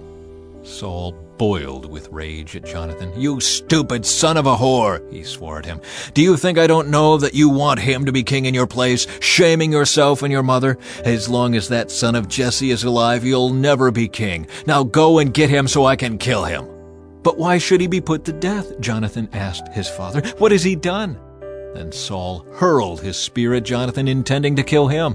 So at last Jonathan realized that his father was really determined to kill David. Jonathan left the table in fierce anger and refused to eat on that second day of the festival, for he was crushed by his father's shameful behavior toward David. The next morning, as agreed, Jonathan went out into the field and took a young boy with him to gather his arrows. "Start running," he told the boy, "so you can find the arrows as I shoot them." So the boy ran, and Jonathan shot an arrow beyond him. When the boy had almost reached the arrow, Jonathan shouted, "The arrow is still ahead of you! Hurry! Hurry, don't wait!" So the boy quickly gathered up the arrows and ran back to his master. He, of course, suspected nothing. Only Jonathan and David understood the signal. Then Jonathan gave his bow and arrows to the boy and told him to take them back to town. As soon as the boy was gone, David came out from where he had been hiding near the stone pile. Then David bowed 3 times to Jonathan with his face to the ground. Both of them were in tears as they embraced each other and said goodbye, especially David. At last Jonathan said to David, "Go in peace, for we have sworn loyalty to each other in the Lord's name. The Lord is the witness of a bond between us and our children forever." Then David left, and Jonathan returned to the town. Chapter 21. David runs from Saul. David went to the town of Nob to see Ahimelech the priest. Ahimelech trembled when he saw him. "Why are you alone?" he asked. "Why is no one with you?" "The king has sent me on a private matter," David said. "He told me not to tell anyone why I am here. I have told my men where to meet me later. Now, what is there to eat? Give me 5 loaves of bread or anything else you have." "We don't have any regular bread," the priest replied, "but there is the holy bread, which you can have if your young men have not slept with any women recently."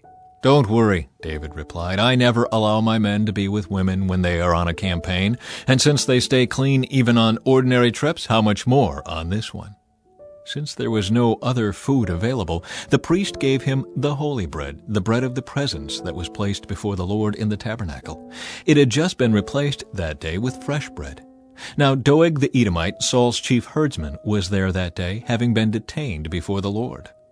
David asked Ahimelech, "Do you have a spear or sword? The king's business was so urgent that I didn't even have time to grab a weapon." "I only have the sword of Goliath, the Philistine, whom you killed in the valley of Elah," the priest replied. "It is wrapped in a cloth behind the ephod. Take that if you want it, for there is nothing else here." "There is nothing like it," David replied. "Give it to me." So David escaped from Saul and went to King Achish of Gath. But the officers of Achish were unhappy about his being there. "Isn't this David, the king of the land?" they asked. "Isn't he the one the people honor with dances, singing, 'Saul has killed his thousands and David his 10,000s'?" David heard these comments and was very afraid of what King Achish of Gath might do to him. So he pretended to be insane, scratching on doors and drooling down his beard. Finally, King Achish said to his men, "Must you bring me a madman? We already have enough of them around here. Why should I let someone like this be my guest?" Chapter 22. David at the cave of Adullam. So David left Gath and escaped to the cave of Adullam. Soon his brothers and all his other relatives joined him there. Then others began coming, men who were in trouble or in debt or who were just discontented, until David was the captain of about 400 men. Later, David went to Mizpah in Moab, where he asked the king, "Please allow my father and mother to live here with you until I know what God is going to do for me." So David's parents stayed in Moab with the king during the entire time David was living in his stronghold. One day the prophet Gad told David, "Leave the stronghold and return to the land of Judah."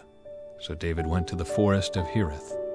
The news of his arrival in Judah soon reached Saul. At the time the king was sitting beneath the tamarisk tree on the hill at Gibeah, holding his spear and surrounded by his officers. "Listen here, you men of Benjamin," Saul shouted to his officers when he heard the news. "Has that son of Jesse promised every one of you fields and vineyards? Has he promised to make you all generals and captains in his army? Is that why you have conspired against me? For not one of you told me when my own son made a solemn pact with the son of Jesse. You're not even sorry for me. Think of it, my own son encouraging him to kill me, as he is trying to do this very day." Then Doeg the Edomite, who was standing there with Saul's men, spoke up. "When I was at Nob," he said, "I saw the son of Jesse talking to the priest Ahimelech, son of Ahitub. Ahimelech consulted the Lord for him. Then he gave him food and the sword of Goliath the Philistine." The slaughter of the priests.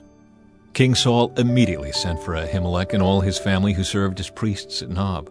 When they arrived, Saul shouted at him, "Listen to me, you son of Ahitub!" "What is it, my king?" Ahimelech asked.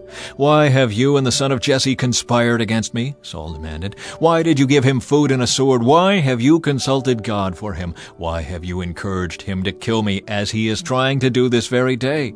"But, sir," Ahimelech replied, "is anyone among all your servants as faithful as David, your son-in-law? Why, he is the captain of your bodyguard and a highly honored member of your household. This was certainly not the first time I had consulted God for him. May the king not accuse me and my family in this matter, for I knew nothing at all of any plot against you."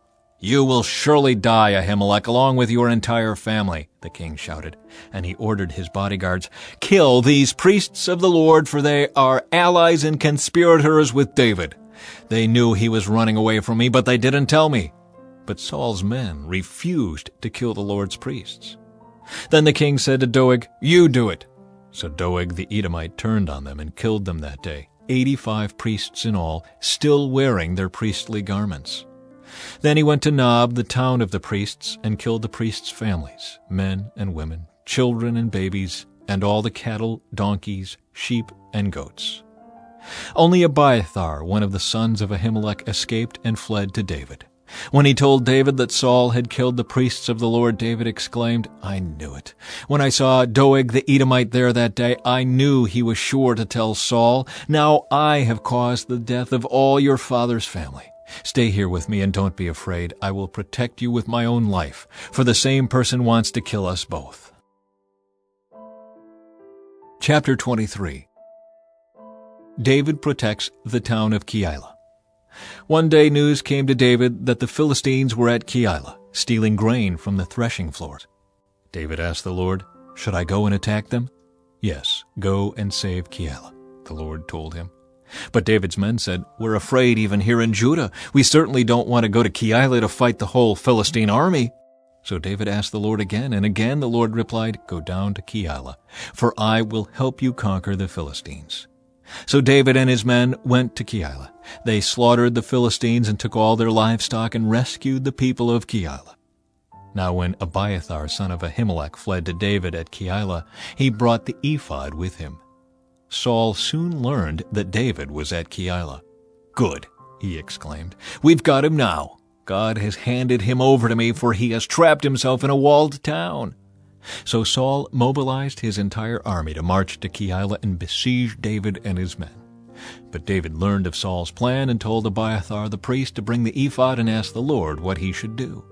Then David prayed, "O Lord God of Israel, I have heard that Saul is planning to come and destroy Keilah because I am here.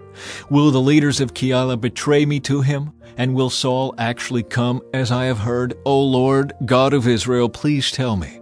And the Lord said, "He will come." Again David asked, "Will the leaders of Keilah betray me and my men to Saul?" And the Lord replied, "Yes, they will betray you." David hides in the wilderness. So David and his men, about 600 of them now, left Keilah and began roaming the countryside. Word soon reached Saul that David had escaped, so he didn't go to Keilah after all. David now stayed in the strongholds of the wilderness and in the hill country of Ziph. Saul hunted him day after day, but God didn't let Saul find him. One day near Horish, David received the news that Saul was on the way to Ziph to search for him and kill him. Jonathan went to find David and encouraged him to stay strong in his faith in God.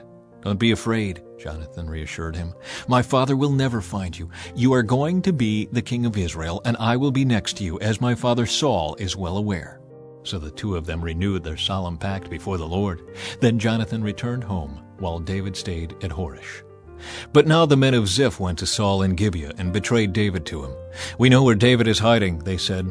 "He is in the strongholds of Horish, on the hill of Hakilah, which is in the southern part of Jeshimon. Come down whenever you're ready, O king, and we will catch him and hand him over to you."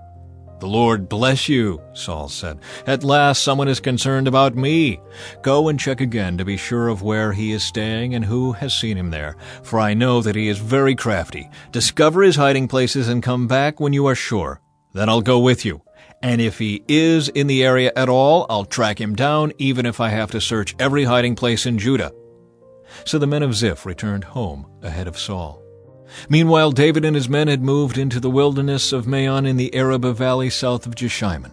When David heard that Saul and his men were searching for him, he went even farther into the wilderness to the great rock, and he remained there in the wilderness of Maon. But Saul kept after him in the wilderness. Saul and David were now on opposite sides of a mountain. Just as Saul and his men began to close in on David and his men, an urgent message reached Saul that the Philistines were raiding Israel again. So Saul quit chasing David and returned to fight the Philistines. Ever since that time, the place where David was camped has been called the Rock of Escape. David then went to live in the strongholds of En-Gedi. Chapter 24. David spares Saul's life. After Saul returned from fighting the Philistines, he was told that David had gone into the wilderness of En-Gedi. So Saul chose 3,000 elite troops from all Israel and went to search for David and his men near the rocks of the wild goats. At the place where the road passes some sheepfolds, Saul went into a cave to relieve himself. But as it happened, David and his men were hiding farther back in that very cave. "Now's your opportunity," David's men whispered to him. "Today the Lord is telling you, I will certainly put your enemy into your power, to do with as you wish." So David crept forward and cut off a piece of the hem of Saul's robe. But then David's conscience began bothering him because he had cut Saul's robe. "The Lord knows I shouldn't have done that to my lord the king," he said to his men. "The Lord forbid that I should do this to my lord the king and attack the Lord's anointed one, for the Lord himself has chosen him." So David restrained his men and did not let them kill Saul. After Saul had left the cave and gone on his way, David came out and shouted after him, "My lord the king!" And when Saul looked around, David bowed low before him. Then he shouted to Saul, "Why do you listen to the people who say I am trying to harm you? This very day you can see with your own eyes it isn't true. For the Lord placed you at my mercy back there in the cave. Some of my men told me to kill you, but I spared you. For I said, I will never harm the king. He is the Lord's anointed one. Look, my father, at what I have in my hand. It is a piece of the hem of your robe. I cut it off, but I didn't kill you. This proves that I am not trying to harm you and that I have not sinned against you, even though you have been hunting for me to kill me. May the Lord judge between us. Perhaps the Lord will punish you for what you are trying to do to me, but I will never harm you. As that old proverb says, from evil people come evil deeds, so you can be sure I will never harm you. Who is the king of Israel trying to catch anyway? Should he spend his time chasing one who is as worthless as a dead dog or a single flea? May the Lord therefore judge which of us is right and punish the guilty one. He is my advocate, and he will rescue me from your power." When David had finished speaking, Saul called back, "Is that really you, my son David?" Then he began to cry. And he said to David, "You are a better man than I am, for you have repaid me good for evil. Yes, you have been amazingly kind to me today, for when the Lord put me in a place where you could have killed me, you didn't do it. Who else would let his enemy get away when he had him in his power? May the Lord reward you well for the kindness you have shown me today. And now I realize that you are surely going to be king, and that the kingdom of Israel will flourish under your rule. Now swear to me by the Lord that when that happens you will not kill my family and destroy my line of descendants." So David promised this to Saul with an oath.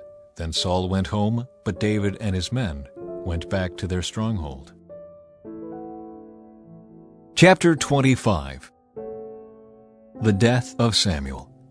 Now Samuel died, and all Israel gathered for his funeral. They buried him at his house in Ramah. Nabal angers David. Then David moved down to the wilderness of Maon. There was a wealthy man from Maon who owned property near the town of Carmel. He had 3,000 sheep and 1,000 goats, and it was sheep-shearing time. This man's name was Nabal, and his wife Abigail was a sensible and beautiful woman. But Nabal, a descendant of Caleb, was crude and mean in all his dealings.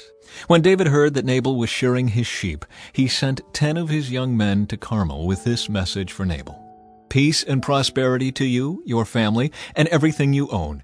I am told that it is sheep-shearing time. While your shepherds stayed among us near Carmel, we never harmed them, and nothing was ever stolen from them.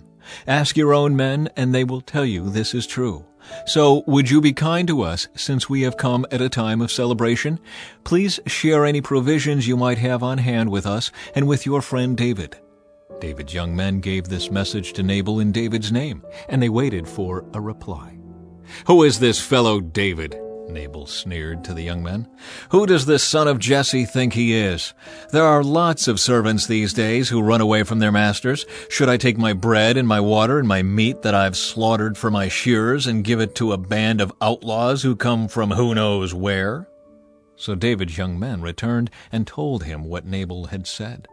"Get your swords," was David's reply as he strapped on his own. Then 400 men started off with David, and 200 remained behind to guard their equipment. Meanwhile, one of Nabal's servants went to Abigail and told her, "David sent messengers from the wilderness to greet our master, but he screamed insults at them. These men have been very good to us, and we never suffered any harm from them. Nothing was stolen from us the whole time they were with us. In fact, day and night, they were like a wall of protection to us and the sheep. You need to know this and figure out what to do, for there is going to be trouble for our master and his whole family. He's so ill-tempered that no one can even talk to him." Abigail wasted no time. She quickly gathered 200 loaves of bread, 2 wineskins full of wine, 5 sheep that had been slaughtered, nearly a bushel of roasted grain, 100 clusters of raisins, and 200 fig cakes. She packed them on donkeys and said to her servants, "Go on ahead. I will follow you shortly." But she didn't tell her husband Nabal what she was doing. As she was riding her donkey into a mountain ravine, she saw David and his men coming toward her. David had just been saying, "A lot of good it did to help this fellow. We protected his flocks in the wilderness, and nothing he owned was lost or stolen, but he has repaid me evil for good. May God strike me and kill me if even one man of his household is still alive tomorrow morning." Abigail intercedes for Nabal. When Abigail saw David, she quickly got off her donkey and bowed low before him. She fell at his feet and said, "I accept all blame in this matter, my lord. Please listen to what I have to say. I know Nabal is a wicked and ill-tempered man. Please don't pay any attention to him. He is a fool, just as his name suggests. But I never even saw the young men you sent. Now, my lord, as surely as the Lord lives, and you yourself live, since the Lord has kept you from murdering and taking vengeance into your own hands, let all your enemies and those who try to harm you be as cursed as Nabal is.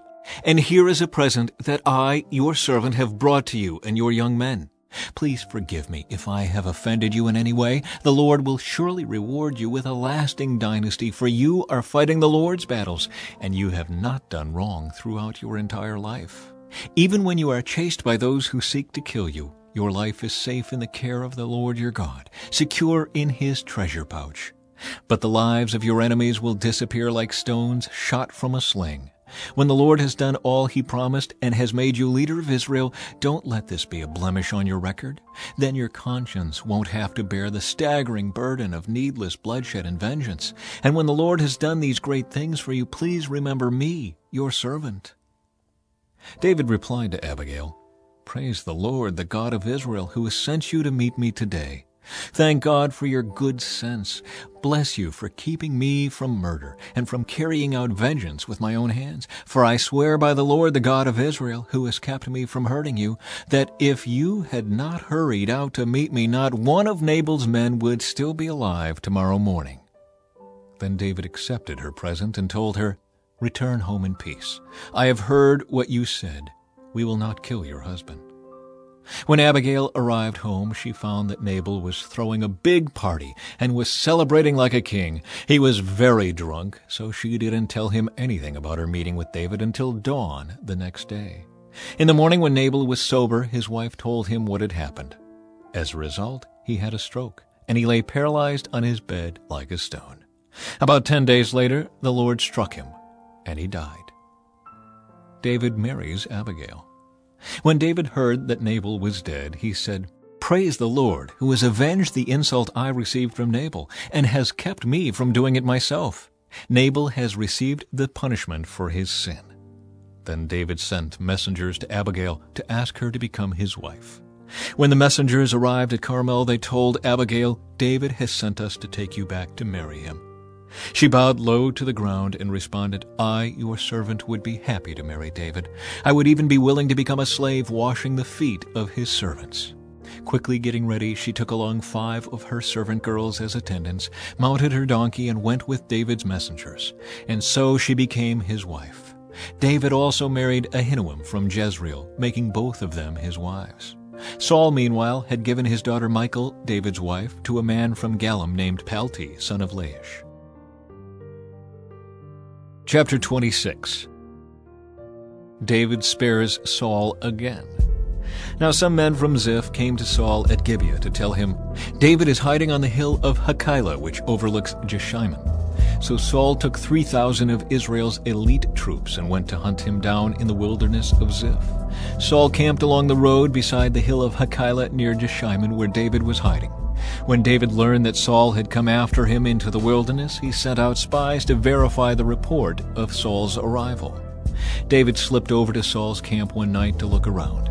Saul and Abner, son of Ner, the commander of his army, were sleeping inside a ring formed by the slumbering warriors.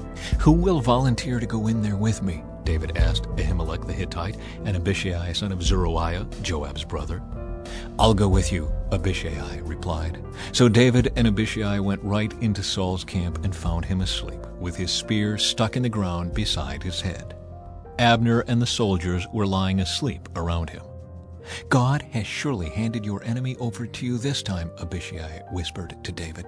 "Let me pin him to the ground with one thrust of the spear. I won't need to strike twice."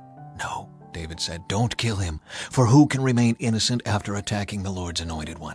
Surely the Lord will strike Saul down someday, or he will die of old age or in battle. The Lord forbid that I should kill the one he has anointed. But take his spear and that jug of water beside his head, and then let's get out of here." So David took the spear and jug of water that were near Saul's head. Then he and Abishai got away without anyone seeing them or even waking up, because the Lord had put Saul's men into a deep sleep. David climbed the hill opposite the camp until he was at a safe distance.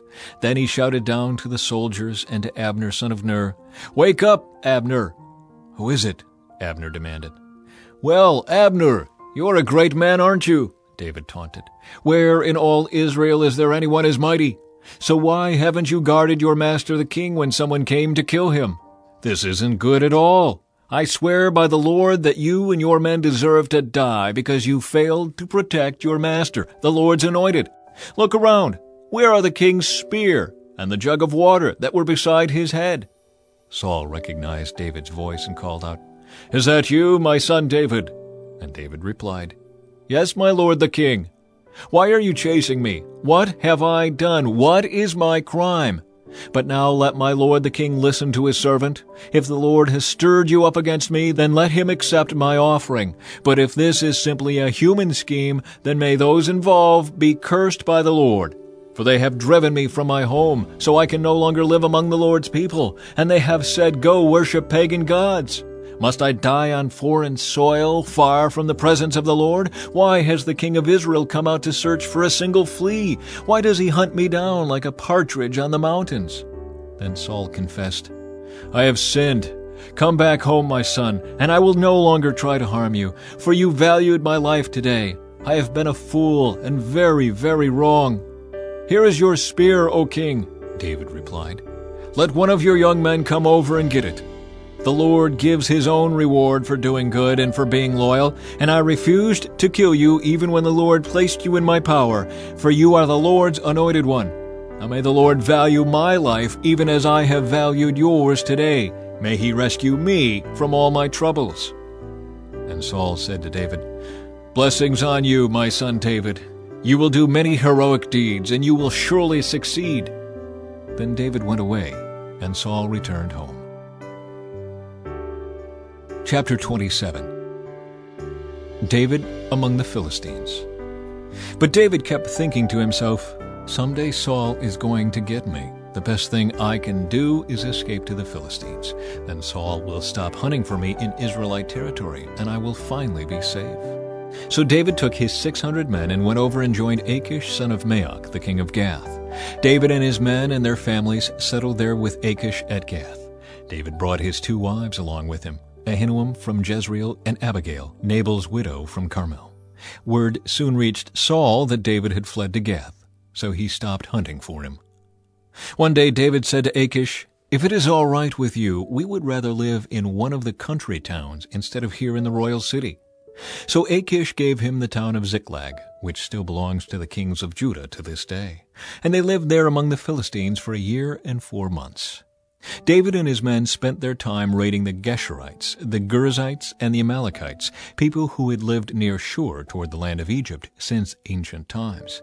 David did not leave one person alive in the villages he attacked. He took the sheep, goats, cattle, donkeys, camels, and clothing before returning home to see King Achish. "Where did you make your raid today?" Achish would ask. And David would reply, "Against the south of Judah, the Jerahmeelites, and the Kenites." No one was left alive to come to Gath and tell where he had really been. This happened again and again while he was living among the Philistines. Achish believed David and thought to himself, "By now the people of Israel must hate him bitterly. Now he will have to stay here and serve me forever." Chapter 28. Saul consults a medium. About that time the Philistines mustered their armies for another war with Israel. King Achish told David, "You and your men will be expected to join me in battle." "Very well," David agreed. "Now you will see for yourself what we can do." Then Achish told David, "I will make you my personal bodyguard for life." Meanwhile, Samuel had died, and all Israel had mourned for him. He was buried in Ramah, his hometown. And Saul had banned from the land of Israel all mediums and those who consult the spirits of the dead. The Philistines set up their camp at Shunem, and Saul gathered all the army of Israel and camped at Gilboa. When Saul saw the vast Philistine army, he became frantic with fear. He asked the Lord what he should do, but the Lord refused to answer him, either by dreams or by sacred lots, or by the prophets. Saul then said to his advisers, "Find a woman who is a medium so I can go and ask her what to do." His advisers replied, "There is a medium at Endor." So Saul disguised himself by wearing ordinary clothing instead of his royal robes. Then he went to the woman's home at night, accompanied by 2 of his men. "I have to talk to a man who has died," he said. "Will you call up his spirit for me?" "Are you trying to get me killed?" the woman demanded. "You know that Saul has outlawed all the mediums and all who consult the spirits of the dead. Why are you setting a trap for me?" But Saul took an oath in the name of the Lord and promised, "As surely as the Lord lives, nothing bad will happen to you for doing this." Finally the woman said, "Well, whose spirit do you want me to call up?" "Call up Samuel," Saul replied. When the woman saw Samuel, she screamed, "You've deceived me! You are Saul!" "Don't be afraid," the king told her. "What do you see?" "I see a god coming up out of the earth," she said. "What does he look like?" Saul asked. "He is an old man wrapped in a robe," she replied. Saul realized it was Samuel, and he fell to the ground before him. "Why have you disturbed me by calling me back?" Samuel asked Saul. "Because I am in deep trouble," Saul replied. "The Philistines are at war with me, and God has left me and won't reply by prophets or dreams, so I have called for you to tell me what to do." But Samuel replied, "Why ask me, since the Lord has left you and has become your enemy? The Lord has done just as he said he would. He has torn the kingdom from you and given it to your rival David. The Lord has done this to you today because you refused to carry out his fierce anger against the Amalekites. What's more, the Lord will hand you and the army of Israel over to the Philistines tomorrow, and you and your sons will be here with me. The Lord will bring down the entire army of Israel in defeat." Saul fell full length on the ground, paralyzed with fright because of Samuel's words. He was also faint with hunger, for he had eaten nothing all day and all night. When the woman saw how distraught he was, she said, "Sir, I obeyed your command at the risk of my life. Now do what I say and let me give you a little something to eat so you can regain your strength for the trip back." But Saul refused. The men who were with him also urged him to eat, so he finally yielded and got up from the ground and sat on the couch. The woman had been fattening a calf, so she hurried out and killed it. She took some flour, kneaded it into dough, and baked unleavened bread. She brought the meal to Saul and his men, and they ate it. Then they went out into the night. Chapter 29. The Philistines reject David. The entire Philistine army now mobilized at Aphek, and the Israelites camped at the spring in Jezreel. As the Philistine rulers were leading out their troops in groups of hundreds and thousands, David and his men marched at the rear with King Achish. But the Philistine commanders demanded, "What are these Hebrews doing here?" And Achish told them, "This is David, the servant of King Saul of Israel. He's been with me for years, and I've never found a single fault in him from the day he arrived until today." But the Philistine commanders were angry. "Send him back to the town you've given him," they demanded. "He can't go into the battle with us. What if he turns against us in battle and becomes our adversary? Is there any better way for him to reconcile himself with his master than by handing our heads over to him? Isn't this the same David about whom the women of Israel sing in their dances, 'Saul has killed his thousands and David his 10,000s'?" So Achish finally summoned David and said to him, "I swear by the Lord that you have been a trustworthy ally. I think you should go with me into battle, for I've never found a single flaw in you from the day you arrived until today. But the other Philistine rulers won't hear of it. Please don't upset them, but go back quietly." "What have I done to deserve this treatment?" David demanded. "What have you ever found in your servant that I can't go and fight the enemies of my lord the king?" But Achish insisted. "As far as I'm concerned, you are as perfect as an angel of God. But the Philistine commanders are afraid to have you with them in the battle. Now get up early in the morning and leave with your men as soon as it gets light." So David and his men headed back into the land of the Philistines, while the Philistine army went on to Jezreel. Chapter 30. David destroys the Amalekites. 3 days later, when David and his men arrived home at their town of Ziklag, they found that the Amalekites had made a raid into the Negev and Ziklag. They had crushed Ziklag and burned it to the ground. They had carried off the women and children and everyone else, but without killing anyone. When David and his men saw the ruins and realized what had happened to their families, they wept until they could weep no more. David's 2 wives, Ahinoam from Jezreel and Abigail, the widow of Nabal from Carmel, were among those captured. David was now in great danger because all his men were very bitter about losing their sons and daughters, and they began to talk of stoning him. But David found strength in the Lord his God.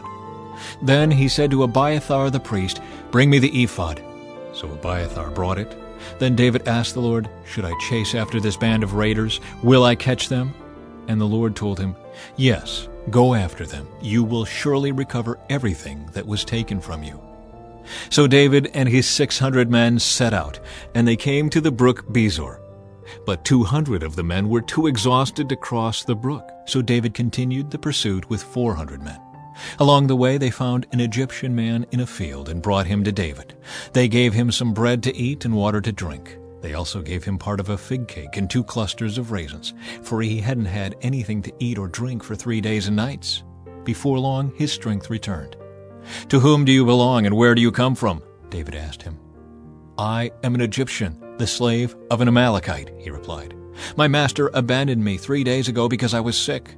We were on our way back from raiding the Kerethites in the Negev, the territory of Judah, and the land of Caleb, and we had just burned Ziklag." "Will you lead me to this band of raiders?" David asked. The young man replied, "If you take an oath in God's name that you will not kill me or give me back to my master, then I will guide you to them."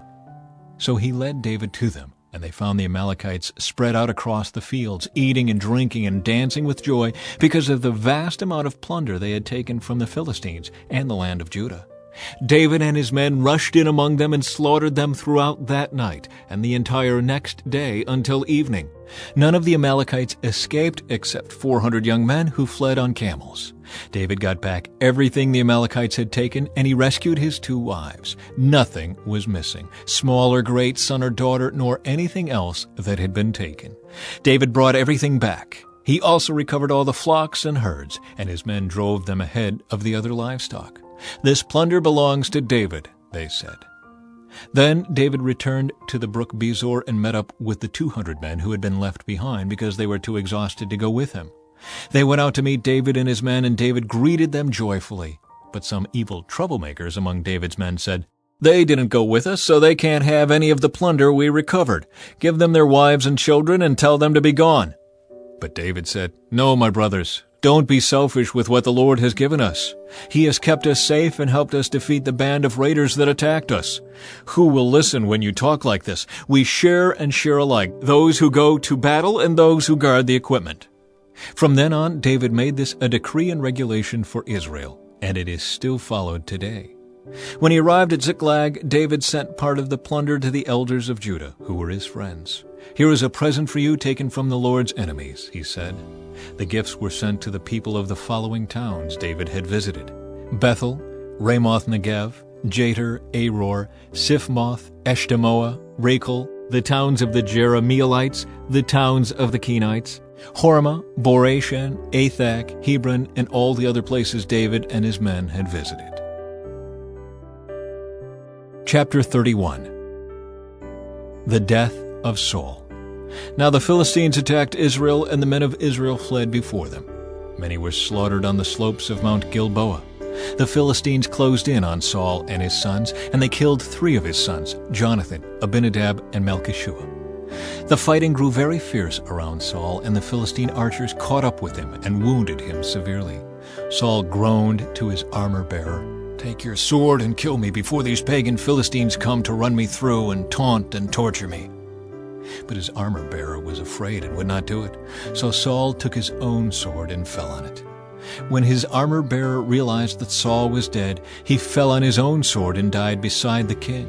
So Saul, his 3 sons, his armor-bearer, and his troops all died together that same day.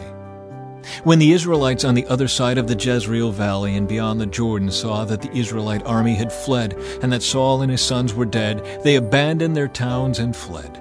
So the Philistines moved in and occupied their towns. The next day, when the Philistines went out to strip the dead, they found the bodies of Saul and his 3 sons on Mount Gilboa. So they cut off Saul's head and stripped off his armor. Then they proclaimed the good news of Saul's death in their pagan temple and to the people throughout the land of Philistia. They placed his armor in the temple of the Ashtoreths, and they fastened his body to the wall of the city of Bethshan. But when the people of Jabesh Gilead heard what the Philistines had done to Saul, all their mighty warriors traveled through the night to Bethshan and took the bodies of Saul and his sons down from the wall. They brought them to Jabesh, where they burned the bodies. Then they took their bones and buried them beneath the tamarisk tree at Jabesh, and they fasted for 7 days.